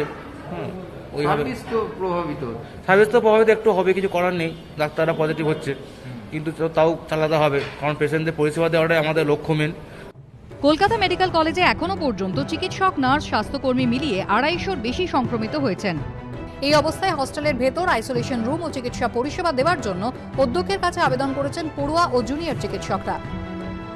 সেই মতো কর্তৃপক্ষ তাদের দাবি মেনে নিয়েছেন এবং হাসপাতালে ভর্তি না করে হস্টেলে রেখে তাদের বিশেষভাবে আইসোলেশনের ব্যবস্থা এবং চিকিৎসা চালিয়ে যাওয়ার ব্যবস্থা করেছে হাসপাতাল কর্তৃপক্ষ, এবং এই ব্যবস্থা আগামী দিনেও চালিয়ে যাবে বলে কর্তৃপক্ষ আশ্বাস দিয়েছে। এনআরএস মেডিকেল কলেজে চিকিৎসক, নার্স, স্বাস্থ্যকর্মী মিলিয়ে 198 জন করোনা আক্রান্ত। সূত্রের খবর, একদিনে 65 জন করোনা সংক্রমিত হয়েছেন। কর্তৃপক্ষ এখন উদ্বেগে পরিষেবা কিভাবে স্বাভাবিক রাখা যায়, এবং সেই কারণে যারা এই মুহূর্তে সুস্থ আছেন তাদের বাড়তি ডিউটি করতে হচ্ছে বলেই কর্তৃপক্ষের দাবি। আরজিকর মেডিকেল কলেজের সংখ্যাটা 124। চিত্তরঞ্জন সেবা সদনের চিকিৎসক সহ 104 জন স্বাস্থ্যকর্মী এখনো পর্যন্ত সংক্রমিত হয়েছেন। ইএনটি বিভাগের বহু চিকিৎসক করোনা আক্রান্ত, তারই মধ্যে চলছে আউটডোর। ভবানীপুরের চিত্তরঞ্জন সেবা সদনে কোভিড আক্রান্ত চিকিৎসক এবং স্বাস্থ্যকর্মীর সংখ্যা 100 পেরিয়ে গিয়েছে। কর্তৃপক্ষ পরিষেবা স্বাভাবিক রাখার চেষ্টা করছেন, তবে এই মুহূর্তে হাসপাতালে অত্যন্ত এমার্জেন্সি কেস না হলে কাউকেই ভর্তি নেওয়া হচ্ছে না বলে কর্তৃপক্ষের তরফে জানানো হয়েছে। পাশাপাশি হাসপাতাল জুড়ে চলছে স্যানিটাইজেশনের কাজ।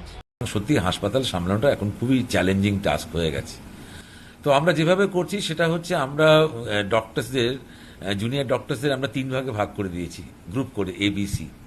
এখনো পর্যন্ত যা দেখতে পাচ্ছি নাম্বারটা কমে কমে আসছে, 5-এর জায়গায় 3 হচ্ছে। আমরা 5টা প্রথমে রেখেছিলাম, 3 হচ্ছে।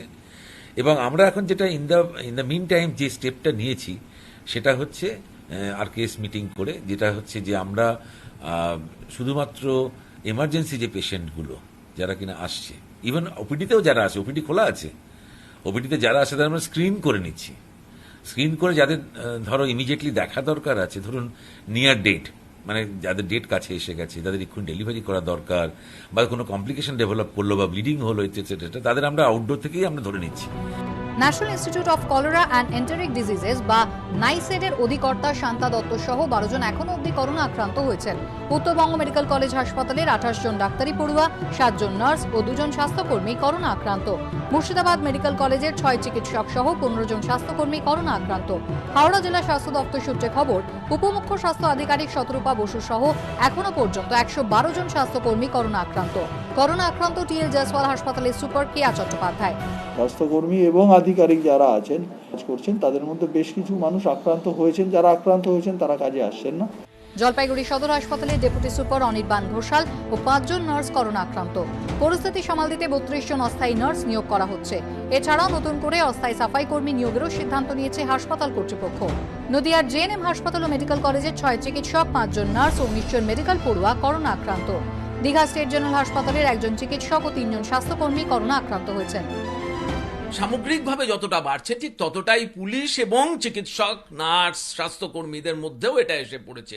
আমার মনে হয় দুটো কারণে, এক হচ্ছে আমাদের প্রথম ঢেউটা সামনে পড়তে হচ্ছে, এত সংক্রমণের মধ্যে দাঁড়িয়েও আমাদের চিকিৎসক, স্বাস্থ্যকর্মীদের মধ্যে মনোবল কিন্তু সম্পূর্ণ অটুট আছে এবং ওই জন্য আমাদের প্রতিদিন হাসপাতালে, প্রতিটা হাসপাতালে প্রতিদিন প্রায় মিটিং হচ্ছে কিভাবে হাসপাতালগুলোকে এই ব্যাপকতার মধ্যেও সচল রাখা যায় তার পদ্ধতি ডিভাইস করার।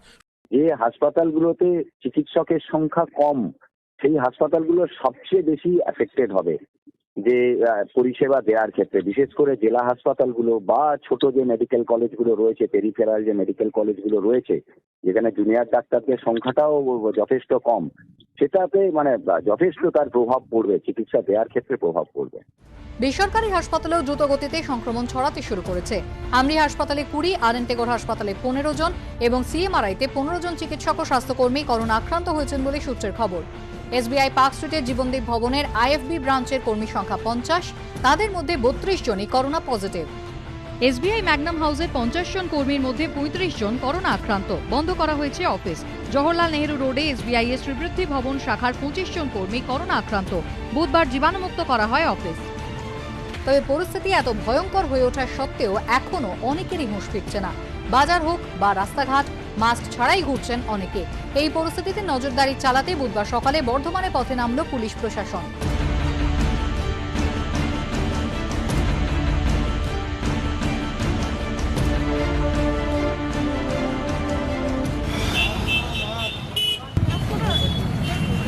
পুলিশের প্রশ্ন শুনে কেউ পকেট থেকে, কেউ আবার ব্যাগ থেকে বের করলেন মাস্ক।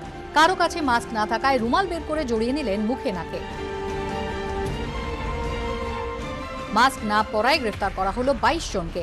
এদিকে হাওড়ার বালিতেও দেখা যায় অসচেতনতার ছবি। মাস্ক ছাড়াই রাস্তায় বেরোতে দেখা যায় বহু মানুষকে।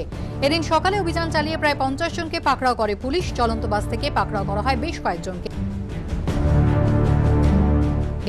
একই ছবি ধরা পড়েছে পশ্চিম বর্ধমানের কাঁকসা বেনাচিতি বাজারে। মাস্ক ছাড়াই চলছে বিকিকিনি। সচেতন করতে মাইকে প্রচার চালায় পুলিশ। সামাজিক দূরত্ব মেনে চলুন, যে সমস্ত সরকারি বিধিনিষেধগুলি আছে তা পালন করুন। রাজ্যে করোনা তৃতীয় ঢেউয়ের মধ্যেই তাড়া করছে ওমিক্রন উদ্বেগ। সংক্রমণের লাগাম টানতে নানা বিধিনিষেধ আরোপ করেছে রাজ্য সরকার। এই পরিস্থিতিতে বুধবার তারাপীঠে দেখা গেল এই ছবি। বছরের শুরুতে এই সময় প্রতিবার তারাপীঠে ভিড় হয়। এবার সংক্রমণ বাড়ায় বেশ কিছু বিধিনিষেধ আরোপ করা হয়েছে। মন্দির চত্বরে একসঙ্গে 50 জনের বেশি পুণ্যার্থীর প্রবেশ নিষেধ, কিন্তু সেই নিয়মকে বুড়ো আঙুল দেখিয়ে বুধবার পুজো দিতে ভিড় করেন পুণ্যার্থীরা। মন্দির চত্বরে উধাও দূরত্ব বিধি, মন্দিরের বাইরেও ছিল লম্বা লাইন। পুজো এবার আমাদের হবে না বলে পুজো দিতে পারিনি, জাস্ট দেখতে এসেছি, ঠাকুর দর্শন করতে এসেছি, মাকে দর্শন করলাম। এখানে কোভিড বিধি কতটা মানা হচ্ছে? কোভিড বিধি মানা হচ্ছে, কিন্তু সেভাবে না। 50 জনের বেশি অ্যালাউ করছে না সরকার, কিন্তু 50 জনের অনেক বেশি। ভালো ভিড় দেখছি এখানে। তারাপীঠ তো একটা ইন্টারন্যাশনাল জায়গা, বিভিন্ন জায়গা থেকে ভক্তরা আসে, কিন্তু যে তুলনায় এখন যে পর্যটন মরশুম, এখন যে তুলনায় হাজার হাজার লোকের ভিড় হওয়ার কথা, সেখানে কিন্তু আজকে আপনি ভালো করে লক্ষ্য করে দেখবেন তারাপীঠে হাতে গোনা পর্যটক। মানে আমাদের হিসাবে এটা কিছুই না, তবু আমরা মেনটেন করে খোলা রেখেছি যাতে অর্থনৈতিক অবস্থাটা খানিকটা সচল থাকে, সেই উদ্দেশ্য নিয়ে। বিষয়টি খতিয়ে দেখার আশ্বাস দিয়েছেন এসডিপিও।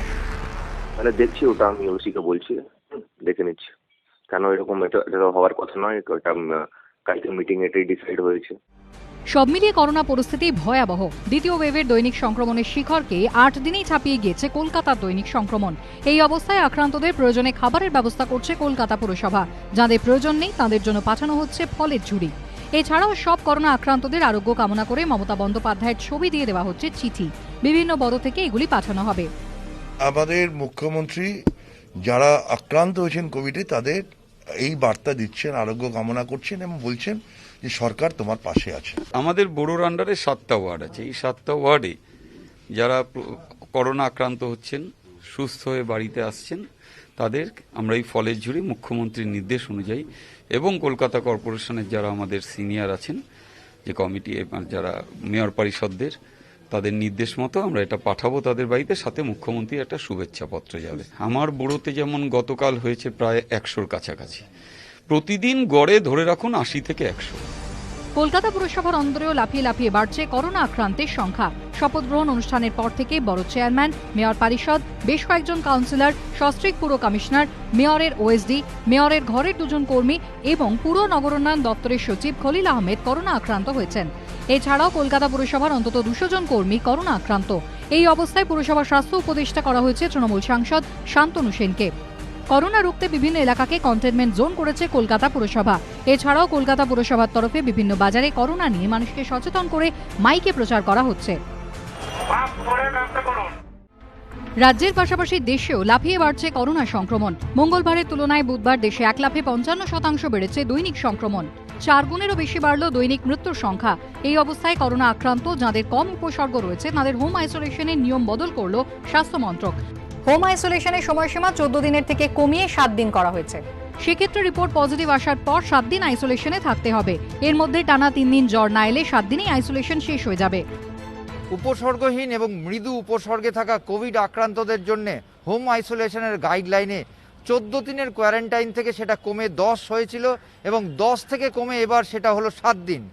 7 দিন একজনকে হোম আইসোলেশনে থাকতে হবে কোভিড টেস্ট পজিটিভ আসার পর, এবং তার মধ্যে তার যেন টানা 3 দিন জ্বর না আসে, তাহলেই তিনি হোম আইসোলেশন থেকে মুক্ত হবেন এবং একই সঙ্গে তাকে কোভিড টেস্ট আবার করতে হবে না।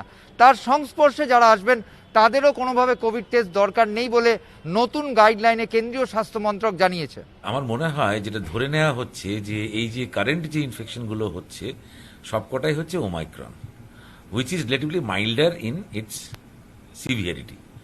তো সেই জন্য আমার মনে হয় ICM that has prompted ICMR to come to a decision like this, যে 7 days যদি আমরা হোম আইসোলেশনে থাকি, provided she is asymptomatic, he or she is asymptomatic and last 3 days কোনো ফিভার নেই বা কোনো সিমটম নেই, তবেই আমরা তাকে সিস্টেমে জয়েন করতে বলছি। নতুন নির্দেশিকায় স্বাস্থ্য মন্ত্রক আরও বলেছে 7 দিন আইসোলেশনের পর উপসর্গহীনদের দ্বিতীয়বার পরীক্ষা করাতে হবে না। পাশাপাশি আক্রান্তদের সংস্পর্শে আসা উপসর্গহীনদের করাতে হবে না কোভিড টেস্ট। শুধুমাত্র চিকিৎসককে দিয়ে পরীক্ষা করালেই চলবে। যদিও বিশ্ব স্বাস্থ্য সংস্থা ফের পরামর্শ দিয়েছে করোনা আক্রান্তদের 14 দিন আইসোলেশনে থাকার। যদি যেসব দেশে ফুল ব্লোন 4th ওয়েভ চলছে, ইউরোপ, আমেরিকা বা সাউথ আফ্রিকা বা ইউনাইটেড কিংডম, সব জায়গাতেই কিন্তু হোম আইসোলেশনের পিরিয়ডটা 7 দিনে নামিয়ে আনা হয়েছে। সুতরাং এটা এক্সপেক্টেড ছিল। আমরা তাহলে প্রশ্ন উঠতে পারে আমরা প্রথমেই কেন করিনি, কারণ আমাদের মোটামুটি 10 দিন দেখার দরকার ছিল যে অ্যাকচুয়ালি ওয়েভটা স্টার্ট করার পরে ভারতবর্ষের পপুলেশন কিভাবে বিহেভ করছে। এবং ভারতবর্ষের পপুলেশনের ক্ষেত্রে আমরা দেখছি মূলত প্রায় সবাই কিন্তু 3-4 দিনের মধ্যে সিমটম লেস হয়ে যাচ্ছেন। এই গাইডলাইন সঠিকই আছে, কেন বর্তমানে রুগীরা খুবই মৃদু উপসর্গযুক্ত এবং ভাইরাল লোডও 7 দিনের পর অনেক কমে যাচ্ছে অনেকাংশে। সুতরাং এক্ষেত্রে এটি খুব কার্যকর, প্রয়োজনীয়, যাতে স্বাস্থ্যকর্মী অন্যান্যরা দ্রুত কাজে যোগ দিতে পারেন। কোন কোন ক্ষেত্রে বিশেষভাবে সতর্ক থাকতে হবে সে বিষয়ে স্বাস্থ্য মন্ত্রকের নির্দেশিকায় বলা হয়েছে। স্বাস্থ্য মন্ত্রক জানিয়েছে 3 দিন ধরে 100 ডিগ্রির বেশি জ্বর, শ্বাস নিতে কষ্ট, রক্তে অক্সিজেনের পরিমাণ 93 এর কম, শ্বাস প্রশ্বাসের হার প্রতি মিনিটে 24 এর বেশি থাকা, বুকে ব্যথা বা চাপ অনুভব করা, মানসিক বিভ্রান্তি, মারাত্মক দুর্বলতা বা পেশির ব্যথা থাকলে সঙ্গে সঙ্গে চিকিৎসকের সঙ্গে যোগাযোগ করতে হবে। এছাড়াও নতুন নির্দেশিকায় স্বাস্থ্য মন্ত্রক আরও জানিয়েছে মৃদু উপসর্গের ক্ষেত্রে স্টেরয়েড ব্যবহারের ক্ষেত্রে সতর্ক থাকতে হবে, চিকিৎসকের পরামর্শ মেনেই খেতে হবে স্টেরয়েড। এছাড়া জেলায় জেলায় কন্ট্রোল রুম খুলে করোনা আক্রান্তদের ওপর নজরদারির পরামর্শ দেওয়া হয়েছে। হু করে করোনার সংক্রমণ বাড়ছে। কেন্দ্র স্বাস্থ্য মন্ত্রকের তালিকায় সক্রিয় রোগীর নিরিখে এই মুহূর্তে গোটা দেশের মধ্যে দ্বিতীয় স্থানে বাংলা, মহারাষ্ট্রের পরই এই রাজ্য। এই পরিস্থিতিতে গঙ্গাসাগর মেলা কি শেষ অবধি হবে? সাগর তটে দেখা যাবে লক্ষ লক্ষ মানুষের জমায়েত, বাবুঘাটে দেখা যাবে ভিড়ের এই দৃশ্য।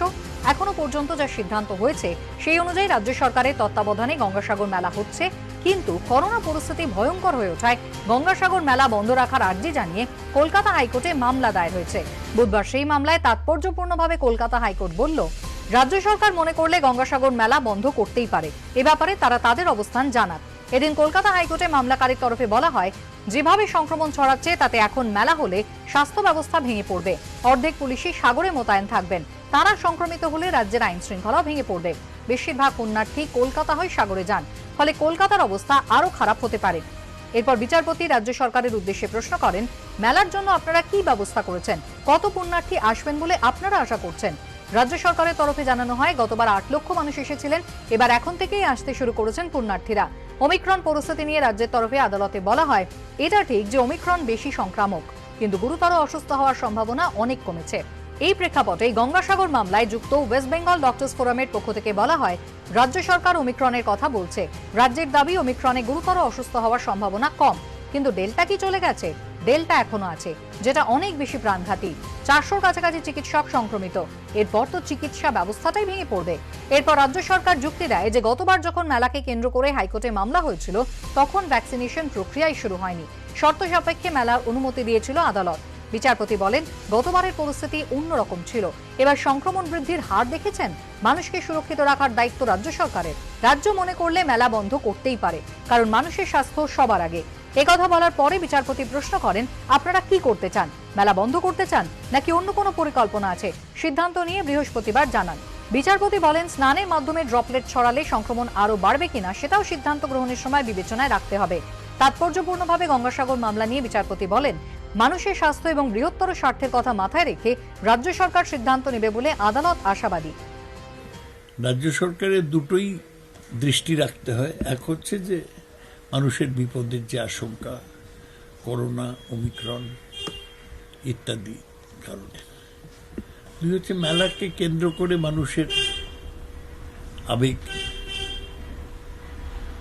ধর্মীয় আবেগ, বিশ্বাসের আবেগ, মেলাকে কেন্দ্র করে যে ব্যবসা বাণিজ্য হয় তার কথা। রাজ্য সরকার মেলার জন্য প্রস্তুত আছে। এখন রাজ্য সরকার নিশ্চয়ই কালকের মধ্যে জানাবেন কি তারা সিদ্ধান্ত নিলেন, তখনই এ নিয়ে মন্তব্য করা যাবে। গঙ্গাসাগর মেলা নিয়ে কি সিদ্ধান্ত নেয় রাজ্য নেবে? আমরা তো চাই যে বড় জমায়েত না হোক, কারণ এই মুহূর্তে কলকাতার সংক্রমণ বা পশ্চিমবঙ্গের সংক্রমণ দেশের অন্যান্য রাজ্যের থেকে অনেক গুণ বেশি।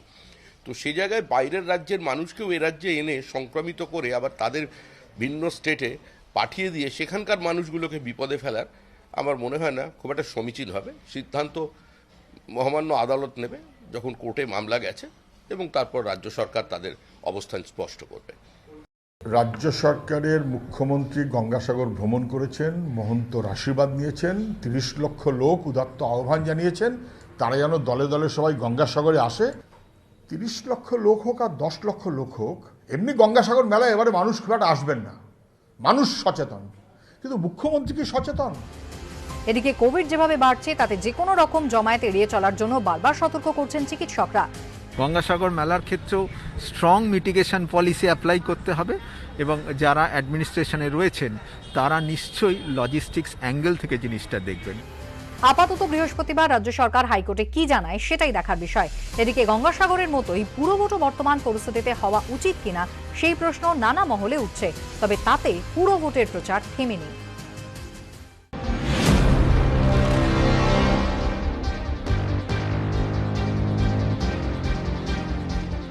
হই হই করে চলছে প্রচার।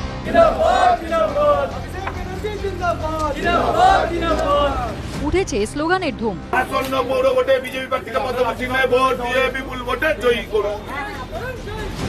স্বাস্থ্যবিধির থোড়াই কেয়ার।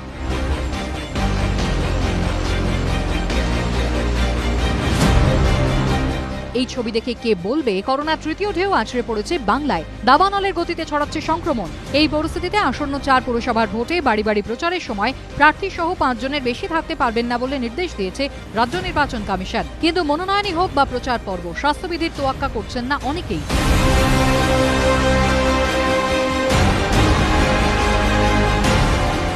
যেমন পশ্চিম বর্ধমানের আসানসোল পুরসভার 89 নম্বর ওয়ার্ডের তৃণমূল প্রার্থী মোজাম্মেল হোসেন বাড়ি বাড়ি প্রচার সারলেন সাড়ম্বরে।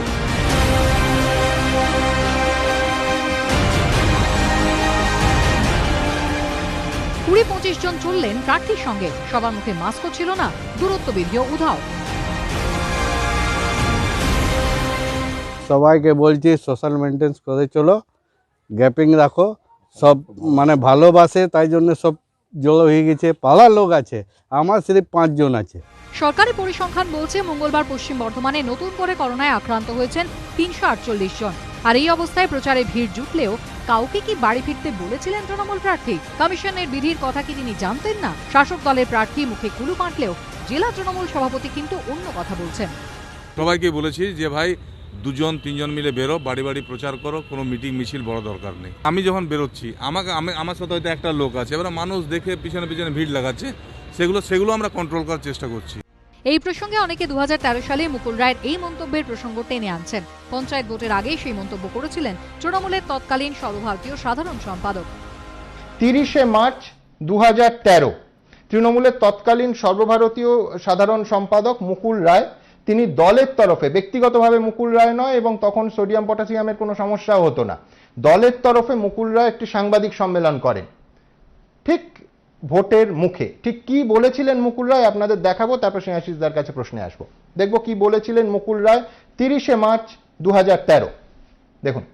আমরা কিন্তু এবার সতর্কবার্তা দিচ্ছি যে এই জায়গায় দাঁড়িয়ে যে দিনের পর দিন নির্বাচনকে বিলম্বিত করার চেষ্টা হচ্ছে, আমরা যারা রাজনৈতিক কর্মী আমাদের মাঠে ময়দানে থাকতে হয়, যারা নির্বাচন কর্মী তাদের মাঠে ময়দানে থাকতে হয়। আমরাও বলছি এবার এই গরমের তাপপ্রবাহে যত দেরি হবে পঞ্চায়েত নির্বাচনে, একটা মানুষের মৃত্যু হলে, গরমের জন্য একটা মানুষের মৃত্যু হলেও সেই মৃতদেহটা নিয়ে এসে আমরা নির্বাচন কমিশনের দোরগোড়ায় দাঁড় করিয়ে দেবো, দাঁড়িয়ে জিজ্ঞেস করবো যে এই মৃত্যুর জন্য দায়ী কে। স্নেহাশিসদার কাছে প্রশ্নে আসবো। স্নেহাশিসদা, আজকে যদি এই পশ্চিমবঙ্গের কোনো বিরোধী দল বলে যে ভোট হলো, কোভিড বাড়লো, যদি একটা মানুষেরও মৃত্যু হয় তাহলে ওই মৃতদেহটা নিয়ে এসে নির্বাচন কমিশনের দোরগোড়ায় দাঁড় করিয়ে দেবো, আমি ঠিক ভুল জানি না, কিন্তু তৃণমূল কংগ্রেস কি সেই প্রস্তাবে সায় দেবে? স্নেহাশিস চক্রবর্তীর সময় শুরু এখন। দেখুন, এই করোনা প্রথম পশ্চিমবঙ্গে আসার ঠিক পরেই যেভাবে নির্বাচনগুলো পেছানো হয়েছিল, তারপরে খেয়াল করে দেখুন আমরা 2 বছর কাটিয়েছি, অনেক অভিজ্ঞতা আমরা পেয়েছি এই করোনা পরিস্থিতির মধ্যে।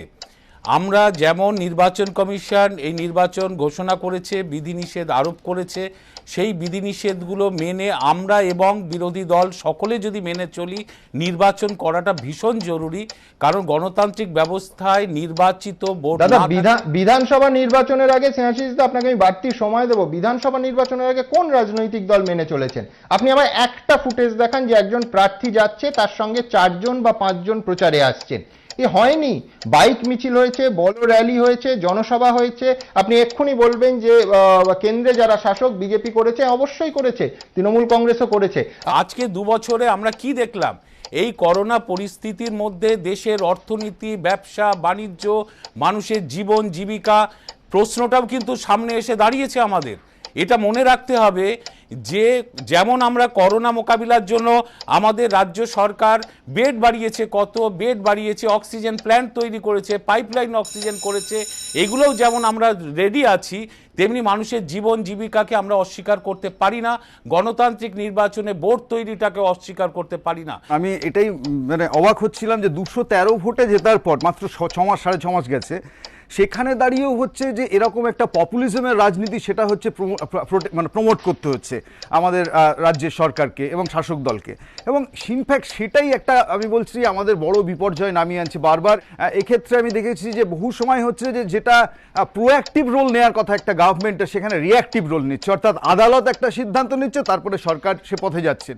কিন্তু সরকার অফ ইটস ওন সেটা নিতে পারছেন না, কারণ এই পপুলিজমের পলিটিক্স, এবং যেটা হয়তো তাকে আয় দেয়। কিন্তু এই বিপর্যয় মোকাবিলার সময় ভাবতে হবে যে সেই রাজনীতিটা যেটা আয় দেয় স্বাভাবিক সময়, সেই রাজনীতিটা এই সময় করা উচিত নয়।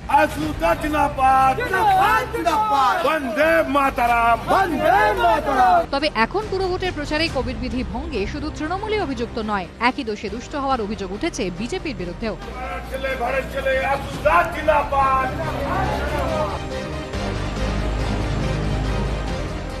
চন্দননগর পুরসভার 23 নম্বর ওয়ার্ডে বিজেপি প্রার্থী আশুতোষ ঘোষও প্রচার সারলেন 5 জনের বেশি লোকজন নিয়ে।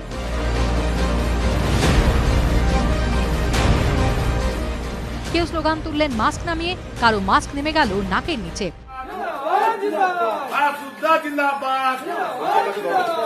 এদিকে মঙ্গলবারই হুগলিতে 400 জন করোনায় আক্রান্ত, তারপরও কেন বিধি মানছেন না? নির্বাচন কমিশন এখনো আমাদের পর্যন্ত কোনো নোটিশ পাঠায়নি। ওনারা যদি পাঠান তখন আমরা সেইভাবে চিন্তা ভাবনা করবো। এখন টিফিন করছে বারবার, সেই সময় মাস্ক থাকছে না, বাদ বাকি সময় তো আমাদের কার্যকর্তারা সবসময়, বা আমাদের যারা খাটাখাটনি করছেন তারা সবসময়তেই মুখে মাস্ক পরেই, মানে ডিস্টেন্স বজায় করেই চলছে। এই আশঙ্কার সামনে দাঁড়িয়ে গঙ্গাসাগরের মেলা সামনে, লক্ষ লক্ষ মানুষ আসবেন, সংক্রমণ বাড়ার সম্ভাবনা, আমি বলছি ধর্মের অজুহাতে বা রাজনীতির অজুহাতে কেন এই হেলথ হ্যাজার্ড মেনে নিতে হবে আমাদের? অভিজিৎ দা, আসলে একটা জিনিস খুব পরিষ্কার থাকা দরকার। আমি যখন নিজেকে ভাবনায় এই প্রশ্নটা করি, তখন আমার মনে হয় যে আমরা যারা বিজ্ঞানের ভাবনায় জারিত হয়ে মানুষের সামনে বিজ্ঞানের কথাটা উপস্থাপিত করার চেষ্টা করি, আমাদের ভাবনা আর রাজনীতির অঙ্গনে যারা বিচরণ করেন তাদের ভাবনার ভাষা কখনোই সরল রেখায় হাঁটে না। যখন হাঁটে তখন কিন্তু সূর্য ভীষণভাবে আলো দেয়, এবং এটা আমাদের, সেই জন্য আমরা যারা বিজ্ঞানের কর্মী আমাদের বারবার এই কথাটা বলে যেতে হয়। কুণাল যে কথাটা বলছিল, আমরাও বলার চেষ্টা করছি, আমরা যে যে অঙ্গনে আছি, সত্যি সামনের দিনগুলো ভয়াবহ, এখনই ভয়াবহ, আজকের দিনেও ভয়াবহ। আমি এসএসকেএম হাসপাতালে কাজ করি, পরের পর সহকর্মীরা তারা আক্রান্ত হচ্ছেন কোভিডে, এবং চারিদিকে দাউ দাউ করে জ্বলছে এই কোভিডের আগুন। এই পরিস্থিতিতে দাঁড়িয়ে আমার সব থেকে যেটা এই মুহূর্তে দেখতে দেখতে মনে হচ্ছিল যে যারা প্রার্থী হবেন তারা অসুস্থ হয়ে পড়বেন না তো, শেষ পর্যন্ত খেলাটা খেলা যাবে তো। আমি সত্যি কথা বলছি, আমার মনের থেকে বারবার এই আকুতিটা আসছে, কারণ অ্যাসেম্বলি ভোটের সময় আমরা বেশ কয়েকজন নির্বাচন প্রার্থীকে চলে যেতে দেখেছিলাম, বেশ কিছু মানুষজন তারা আক্রান্ত হয়েছিলেন, এবং বেশ কয়েকজন বিভিন্ন রাজ্যের আমাকে ফোনও করেছেন গত 1-2 দিনের মধ্যে। আমার মনে হয় প্রত্যেকের কাছে, কুণালের কাছে ফোন এসছে, দাদা ভোটটা তো যেতে হবে দাদা, কিন্তু কি করে বাঁচবো বলো তো, মানুষ ছাড়া তো ভোট হয় না। অর্থাৎ কিনা সত্যি মানুষ ছাড়া ভোট হবে না, এবং ওই প্রেমের অঙ্গনে এবং যুদ্ধের অঙ্গনে তো কোনো নিয়ম নাস্তি। সুতরাং এই অঙ্গনেও নিয়ম থাকবে, কিন্তু নিয়ম মেনে মানুষ চলবে না। এটা মেনে নিয়েই আমাদের বুঝে নিতে হবে যে আমরা যদি ভোট করি তাহলে কিন্তু কোভিড বাড়বে। করোনা পরিস্থিতি ভয়ঙ্কর হয়ে ওঠায় আগামী 22শে জানুয়ারি 4টি পুরসভার ভোট পিছানোর আবেদন জানিয়ে জনস্বার্থ মামলা দায়ের হয়েছে কলকাতা হাইকোর্টে। সমাজকর্মী বিমল ভট্টাচার্য তাঁর আবেদনে বলেছেন, করোনা সংক্রমণ বাড়ছে, রাজ্যে দৈনিক আক্রান্তের সংখ্যা 9000 পেরিয়ে গেছে। এই অবস্থায় পুরভোট পিছিয়ে দিতে আদালত হস্তক্ষেপ করুক। বৃহস্পতিবার এই মামলার শুনানি। এই পরিস্থিতিতে অনেকে 2020 সালের কথা মনে করিয়ে দিচ্ছেন, যখন করোনা পর্বের একেবারে শুরুতেই পুরভোট স্থগিত রাখার সিদ্ধান্ত নিয়েছিল রাজ্য নির্বাচন কমিশন। চমৎকার একটা দায়িত্বশীল ভূমিকায় রাজ্যের নির্বাচন কমিশনকে আমরা পেয়েছিলাম কবে? 16ই মার্চ 2020 সাল। করোনা আবহে পুরো ভোট স্থগিত রাখতে হবে, একদম রাজ্য নির্বাচন কমিশন ঘোষণা করে দিল। সেই সময় কোভিডের চেহারাটা ঠিক কী ছিল? গোটা দেশে কোভিড আক্রান্তের সংখ্যা ছিল 114, একটুও ভুল শোনেননি, গোটা দেশে 114। পশ্চিমবঙ্গে একটা কোভিড কেসও আসেনি। মনে রাখতে হবে, প্রথম সেই আমলাপুত্রের কেস এসেছিল, সেটা হচ্ছে 2020 সালের 17ই মার্চ। অর্থাৎ রাজ্য নির্বাচন কমিশন যখন ভোট স্থগিত করে দিল পুরো ভোট, তখন কিন্তু এ রাজ্যে কেসের সংখ্যা 0, গোটা দেশে কেসের সংখ্যা 37,000 নয়, 114। কি বলা হয়েছিল আমি একটু, পাবলিক মেমোরি তো খুব শোনা যায় দুর্বল, একটু স্মৃতিটাকে ঝালিয়ে দিই। 2020 সালের 16ই মার্চ রাজ্য নির্বাচন কমিশনারের কি নাম ছিল? হুবহু এখন যিনি আছেন সেই তিনিই ছিলেন, সৌরভ দাস। কমিশনের সচিব কে ছিলেন? অনেকেরই মনে থাকবে, নীলাঞ্জন শাণ্ডিল্য। সেই নীলাঞ্জন শাণ্ডিল্য মহাশয় তিনি জানিয়েছিলেন যে কোভিডের কারণে আপাতত কলকাতা পুরসভার ভোট তারা স্থগিত রাখছেন কোভিডের কারণে। কোভিড আক্রান্তের সংখ্যা পশ্চিমবঙ্গে তখন 0 এবং দেশে মাত্র 114। কি বলেছিলেন নীলাঞ্জন বাবু? দেখাবো আপনাদের, ক্যামেরায় ধরা আছে। সকল রাজনৈতিক দলের প্রতিনিধিরা তাদের বক্তব্যে করোনা রোগের পৃথিবী, দেশ ও রাজ্যব্যাপী প্রাদুর্ভাবে উদ্বেগ ব্যক্ত করেন। রাজ্য সরকার এবং সকল রাজনৈতিক দলের প্রতিনিধিদের সঙ্গে আলোচনার পর উদ্ভূত পরিস্থিতিতে আপাতত নির্বাচন না করবার সিদ্ধান্ত নেওয়া হলো।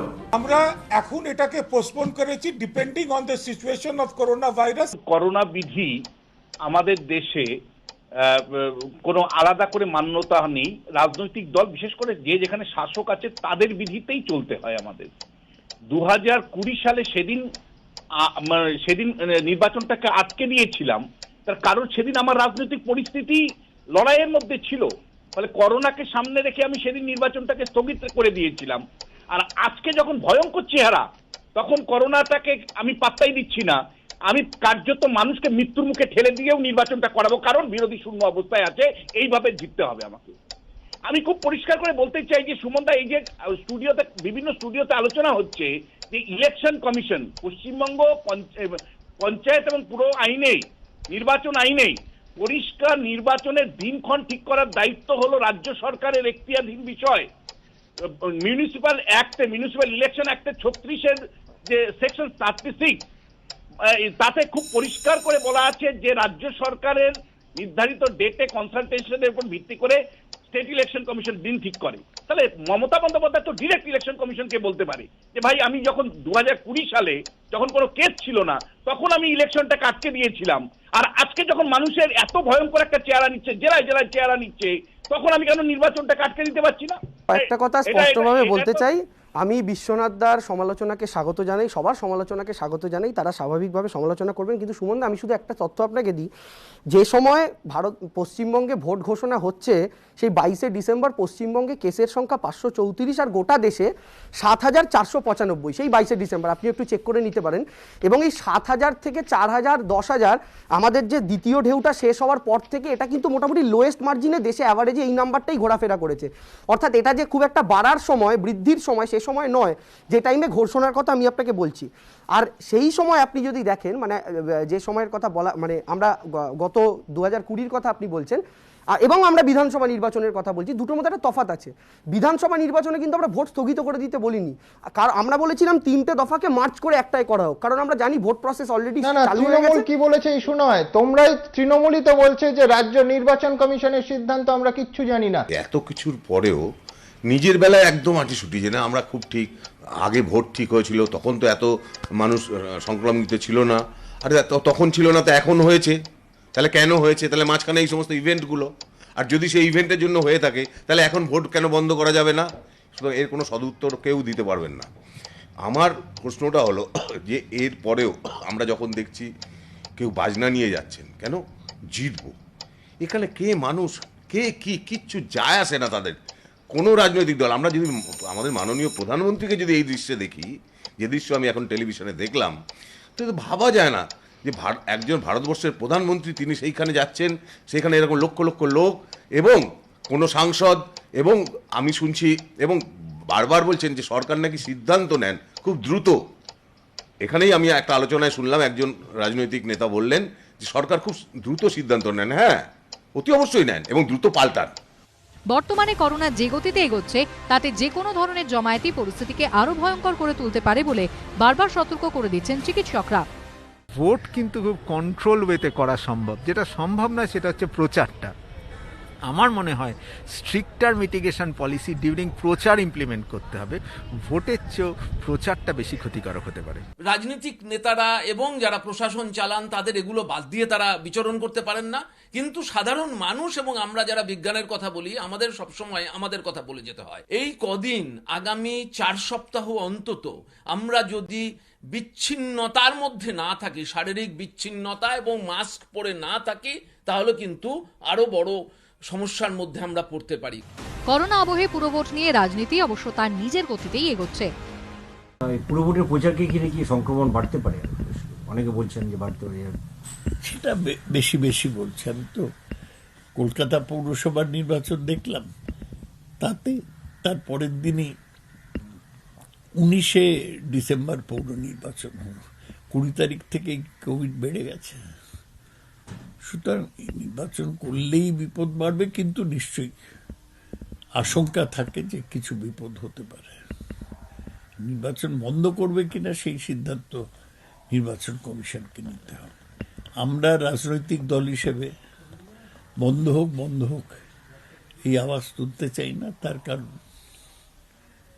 এটা একটা পলিটিক্যাল পারসেপশনের ব্যাপার আছে। বেশি বন্ধ হোক যারা বলে তারা হেরে যাওয়ার আশঙ্কায় বলছে, সে তো ঠিক নয়। সমস্ত কিছু বন্ধ, কিন্তু চালু শুধু নির্বাচন। এই পরিস্থিতির মধ্যে রাজ্যের নির্বাচনী দপ্তর, ওটা তো কমিশন নয়, রাজ্যের নির্বাচনী দপ্তরকে ঠিক করতে হবে এই পরিস্থিতিতে কতজন মানুষ রাস্তায় বেরিয়ে সংক্রামিত হতে চাইবেন, এই পরিস্থিতিতে স্বতঃস্ফূর্তভাবে নির্বাচন সম্ভব কিনা। রাজ্য সরকার বিরোধীদের সামান্যতম সমালোচনা, সামান্যতম উপদেশ গ্রহণ করতে পারে না। তারা একতরফা সিদ্ধান্ত নেয়, তো সিদ্ধান্ত নিয়েছে। এবার পশ্চিমবঙ্গবাসী দেখবেন কোন পরিস্থিতিতে নির্বাচন হচ্ছে। নির্বাচন কমিশনের একতরফা ঘোষণা শাসক দলের সহমত হয়ে সর্বদলীয় বৈঠকের সিদ্ধান্ত নয়। এই কোভিড অবস্থাতে এমনকি আমাদের সম্মেলন প্রক্রিয়া পর্যন্ত আমরা খানিকটা স্থগিত রাখছি বেশিরভাগ জায়গাতেই, জনস্বার্থের কথা বিবেচনা করে। আর সেখানে শাসক দল নির্বাচন কমিশনকে সঙ্গে নিয়ে ভোটের প্রক্রিয়া করতে চাইছেন। আসলে ওরা তো ভোট চায় না, ওরা লুট চায়। লুটের জন্য সবই হতে পারে। কঠিন করোনা আবহে পুরভোট হওয়া উচিত কি উচিত নয় তা নিয়ে তর্ক বিতর্ক চললেও সবার নজর এখন হাইকোর্টের শুনানির দিকে। 4 পুরসভার ভোট ঘিরে বঙ্গে করোনা বিধি দফারফা করার এই ছবি যেমন সামনে আসছে, তেমনি ভিন রাজ্যে কি বিজেপি কি কংগ্রেস, উত্তরপ্রদেশ থেকে ত্রিপুরা মণিপুর একাধিক কর্মসূচিতে করোনা বিধি লঙ্ঘনের ছবি দেখা গিয়েছে। করোনা সংক্রমণের গ্রাফ যখন ক্রমশ ঊর্ধ্বমুখী, তখন বারবার সাবধান হওয়ার কথা বলছেন জনস্বাস্থ্য বিশেষজ্ঞরা। এই পরিস্থিতিতে বড়সড় পদক্ষেপ নিল উত্তরপ্রদেশ কংগ্রেস। করোনা আবহে ভোটমুখী উত্তরপ্রদেশে 2 সপ্তাহের জন্য সমস্ত বড় জনসভা বন্ধ রাখার সিদ্ধান্ত নিল তারা। Congress is taking an initiative under the leadership of Priyanka ji in UP that we are holding major rallies for 15 days. Then we will see whether the case is going to increase or decrease. Then we will take a final call. চলতি বছর উত্তরপ্রদেশে বিধানসভা নির্বাচন, তার আগে লড়কি হুঁ লড় সকতি হুঁ প্রিয়াঙ্কা গান্ধীর এই স্লোগানকে সামনে রেখে নয়ডা, বারাণসী সহ বিভিন্ন এলাকায় 7 থেকে 8টি মহিলাদের ম্যারাথনের আয়োজন করেছিল কংগ্রেস। মঙ্গলবার যার একটি হয় বরেলিতে, সেই ম্যারাথনে দেখা গিয়েছিল এই ছবি। কিন্তু রাজ্যে ক্রমেই করোনা সংক্রমণ বাড়তে থাকায় সব বড় জনসভা বাতিল করল কংগ্রেস। শুধু তাই নয়, অন্যান্য রাজনৈতিক দলকেও এ নিয়ে এগিয়ে আসার আহ্বান জানিয়েছেন কংগ্রেসের রাজ্যসভার সাংসদ ও এআইসিসি সাধারণ সম্পাদক। Whenever the COVID was there last time assembly election, our own Prime Minister himself has attended a huge gatherings, public meetings. That was one of the reason for increasing COVID. Corona সংক্রমণের তৃতীয় ঢেউ যখন আছড়ে পড়েছে, তখন chief election commissioner সুশীল চন্দ্রকে চিঠি লিখে সব বড় জনসভা বাতিল করার আর্জি জানিয়েছে উত্তরপ্রদেশ প্রদেশ কংগ্রেস কমিটি। পাশাপাশি কোভিড সংক্রমণের কথা মাথায় রেখে গৌতম বুদ্ধ নগরের কর্মসূচি বাতিল করেছেন উত্তরপ্রদেশের মুখ্যমন্ত্রী যোগী আদিত্যনাথ। করোনা সংক্রমণের কথা মাথায় রেখে আগামী 9 ও 10 জানুয়ারি বিজেপির সর্বভারতীয় সভাপতি জেপি নাড্ডার বঙ্গ সফর বাতিল করা হয়েছে। আশঙ্কা করা হচ্ছে 35-40 হাজারের সংক্রমণ পৌঁছে যাবে। তো এই জায়গায় দাঁড়িয়ে কলকাতায় যখন প্রত্যেকটি দপ্তরে, রাজনৈতিক দপ্তরে, সাংবাদিকদের মধ্যে এবং সর্বোপরি চিকিৎসকদের মধ্যে, পুলিশের মধ্যে যেভাবে কোভিড সংক্রমণ বেড়েছে, এই পরিস্থিতিতে আমার মনে হয় কোনো মিটিং করা সমীচীন হবে না। স্বাভাবিকভাবেই তিনিও একবার এই রাজ্যে এসেই কোভিডে আক্রান্ত হয়ে গেছেন, একবার জেপি নাড্ডা, আরেকবার তিনি আসছেন না। পরে জানিয়ে দেওয়া হবে তিনি কবে আসছেন। ভিন রাজ্যে রাজনৈতিক সভা সমিতিতে হ্রাস টানা হলেও বাংলায় 22শে জানুয়ারি হচ্ছে 4 পুরসভার ভোট গ্রহণ। তার আগে 10ই জানুয়ারি থেকে শুরু হচ্ছে গঙ্গাসাগর মেলা। মনোনয়ন থেকে প্রচার, পুরো ভোটের ঢাকে কাঠি পড়তেই দেখা গিয়েছে বিভিন্ন জায়গায় এই ছবি। অন্যদিকে গত বছর করোনা আবহে গঙ্গাসাগর মেলার আয়োজন সেভাবে না হওয়ায় মনে করা হচ্ছে এবছর আরও ভিড় বাড়বে। সবচেয়ে বেশি ভিড় হওয়ার আশঙ্কা রয়েছে 14ই জানুয়ারি, কারণ সেদিনই মকর সংক্রান্তি, পুণ্য স্নান করবেন পুণ্যার্থীরা। কিন্তু করোনার তৃতীয় ঢেউ যখন আছড়ে পড়েছে, রাজ্যে এক সপ্তাহের মধ্যে দৈনিক আক্রান্তের সংখ্যা যখন কয়েক গুণ বেড়ে গিয়েছে, তখন এ ধরনের মেলা বা ভোটের আয়োজন করা কি আদৌ যুক্তিযুক্ত? এতে কি আরও গতি পাবে না মারণ ভাইরাসের সংক্রমণ? বারবার উঠছে এই প্রশ্ন। বিশেষজ্ঞরাও সতর্ক করছেন। এবার এ নিয়ে একই আর্জি জানালেন বিদ্যুৎজনেরাও। সমস্ত রকমের মেলা বন্ধ হওয়া দরকার, সমস্ত রকমের নির্বাচনী প্রক্রিয়াও এই মুহূর্তে বন্ধ হওয়া দরকার। তাহলেই সেটা জাস্টিফাই করবে যে সাংস্কৃতিক অনুষ্ঠানগুলো যে বন্ধ করা হলো, যে ডিসিশন নেওয়া হলো, সেই ডিসিশন ঠিক। আর যদি একটা জিনিস বন্ধ করে আরেকটা জিনিস চলে, তখন মনে হবে না ডিসিশনটা ঠিক, মনে হবে তখন অনেকেরই মনে হবে এটা একচোখম। এটাকে বলে খেলা ভাঙার খেলা চলছে। আর গঙ্গাসাগর মেলা হচ্ছে কেন? একটা বছর দুটো বছরকে এগুলো না হলে নয়। গঙ্গাসাগর মেলাটা খুব পুণ্যের জায়গা। আবার একদিকে ভোটও হচ্ছে। রাজ্যে বেশ কয়েকটি পুরসভার মেয়াদ শেষ হয়েছে 1.5 বছরেরও আগে। এতদিন সেসব জায়গায় প্রশাসক বসিয়ে কাজ চলছিল। তাহলে এখন করোনার এই ভয়ঙ্কর পরিস্থিতির জন্য ভোট কিছুদিন পিছিয়ে দেওয়া হলে ক্ষতি কি? এই প্রশ্ন তুলছেন অনেকেই। যারা এরকম অবিবেচক পরিচয় দিচ্ছেন, অবিবেচনার পরিচয় দিচ্ছেন, তাদের ক্ষতি হচ্ছে না, পাশে পুরো সমাজের ক্ষতি হচ্ছে। যে মানুষ হয়তো তার পাশাপাশি সব বিধিনিষেধ মেনে চলার চেষ্টা করছেন, তিনিও তো এর ফলে বিপদের মুখে পড়ছেন। আমার কমন সেন্স বলে যে এমন কোনো কিছুই করা উচিত নয় যেখানে ভিড় হয়, লাইন হয়, ধাক্কাধাক্কি হয়। যাদের রোজ রুজি রোজগারের জন্য বেরোতেই হচ্ছে তাদের তো উপায় নেই। কিন্তু যে জিনিসগুলো এতদিন ধরুন যেগুলো পোস্টপোন হয়েছিল, সেগুলো যদি আরো 1-1.5 মাস যদি একটু পিছিয়ে দেওয়া যেত, কি ক্ষতি হতো আমি জানি না। করোনার হাত থেকে বাঁচতে গেলে একমাত্র পথ সাবধানতা অবলম্বন। পই পই করে মনে করিয়ে দিচ্ছেন বিশিষ্টরাও। সংক্রমণ এড়ানোর জন্য ভিড় ভাট্টা একদম অ্যাভয়েড করাটাই উচিত। আমার সবার কাছে আবেদন, রাজনৈতিক দলদের কাছেও আবেদন এবং সাধুদের কাছেও আবেদন, যেখানে জমায়েত হচ্ছে খুবই সাবধান এবং আমাদের সংক্রমণকে আটকাতেই হবে। মানুষ সামনে দেখছে তো সামনে বিপদ, সে সরকারের যতটুকু করা সে করছে। মানুষ যদি নিজের ভালো তো পাগলেও বোঝে, নিজের অসুবিধা দেখে নিজেকে সতর্ক রাখা। সবাইকে এইভাবে বলে বলে বলে বলে কি আর তার বিপদ সম্পর্কে সচেতন করা যায়? বিপদ তো দেখছে সামনে, তবুও তো চারিদিক দিয়ে সবাই বলছে, ডাক্তাররা বলছে, সরকার থেকে বলছে, প্রতিষ্ঠান থেকে বলছে। এটা সত্ত্বেও যদি মানুষ উদাসীন থাকে তাহলে আর কি করা যাবে? ইতিমধ্যেই গঙ্গাসাগর মেলা নিয়ে রাজ্য সরকারের অবস্থান জানতে চেয়েছে কলকাতা হাইকোর্ট। অন্যদিকে রাজ্য নির্বাচন কমিশন জানিয়ে দিয়েছে নির্ধারিত দিনেই হবে রাজ্যের 4 পুরসভার ভোট।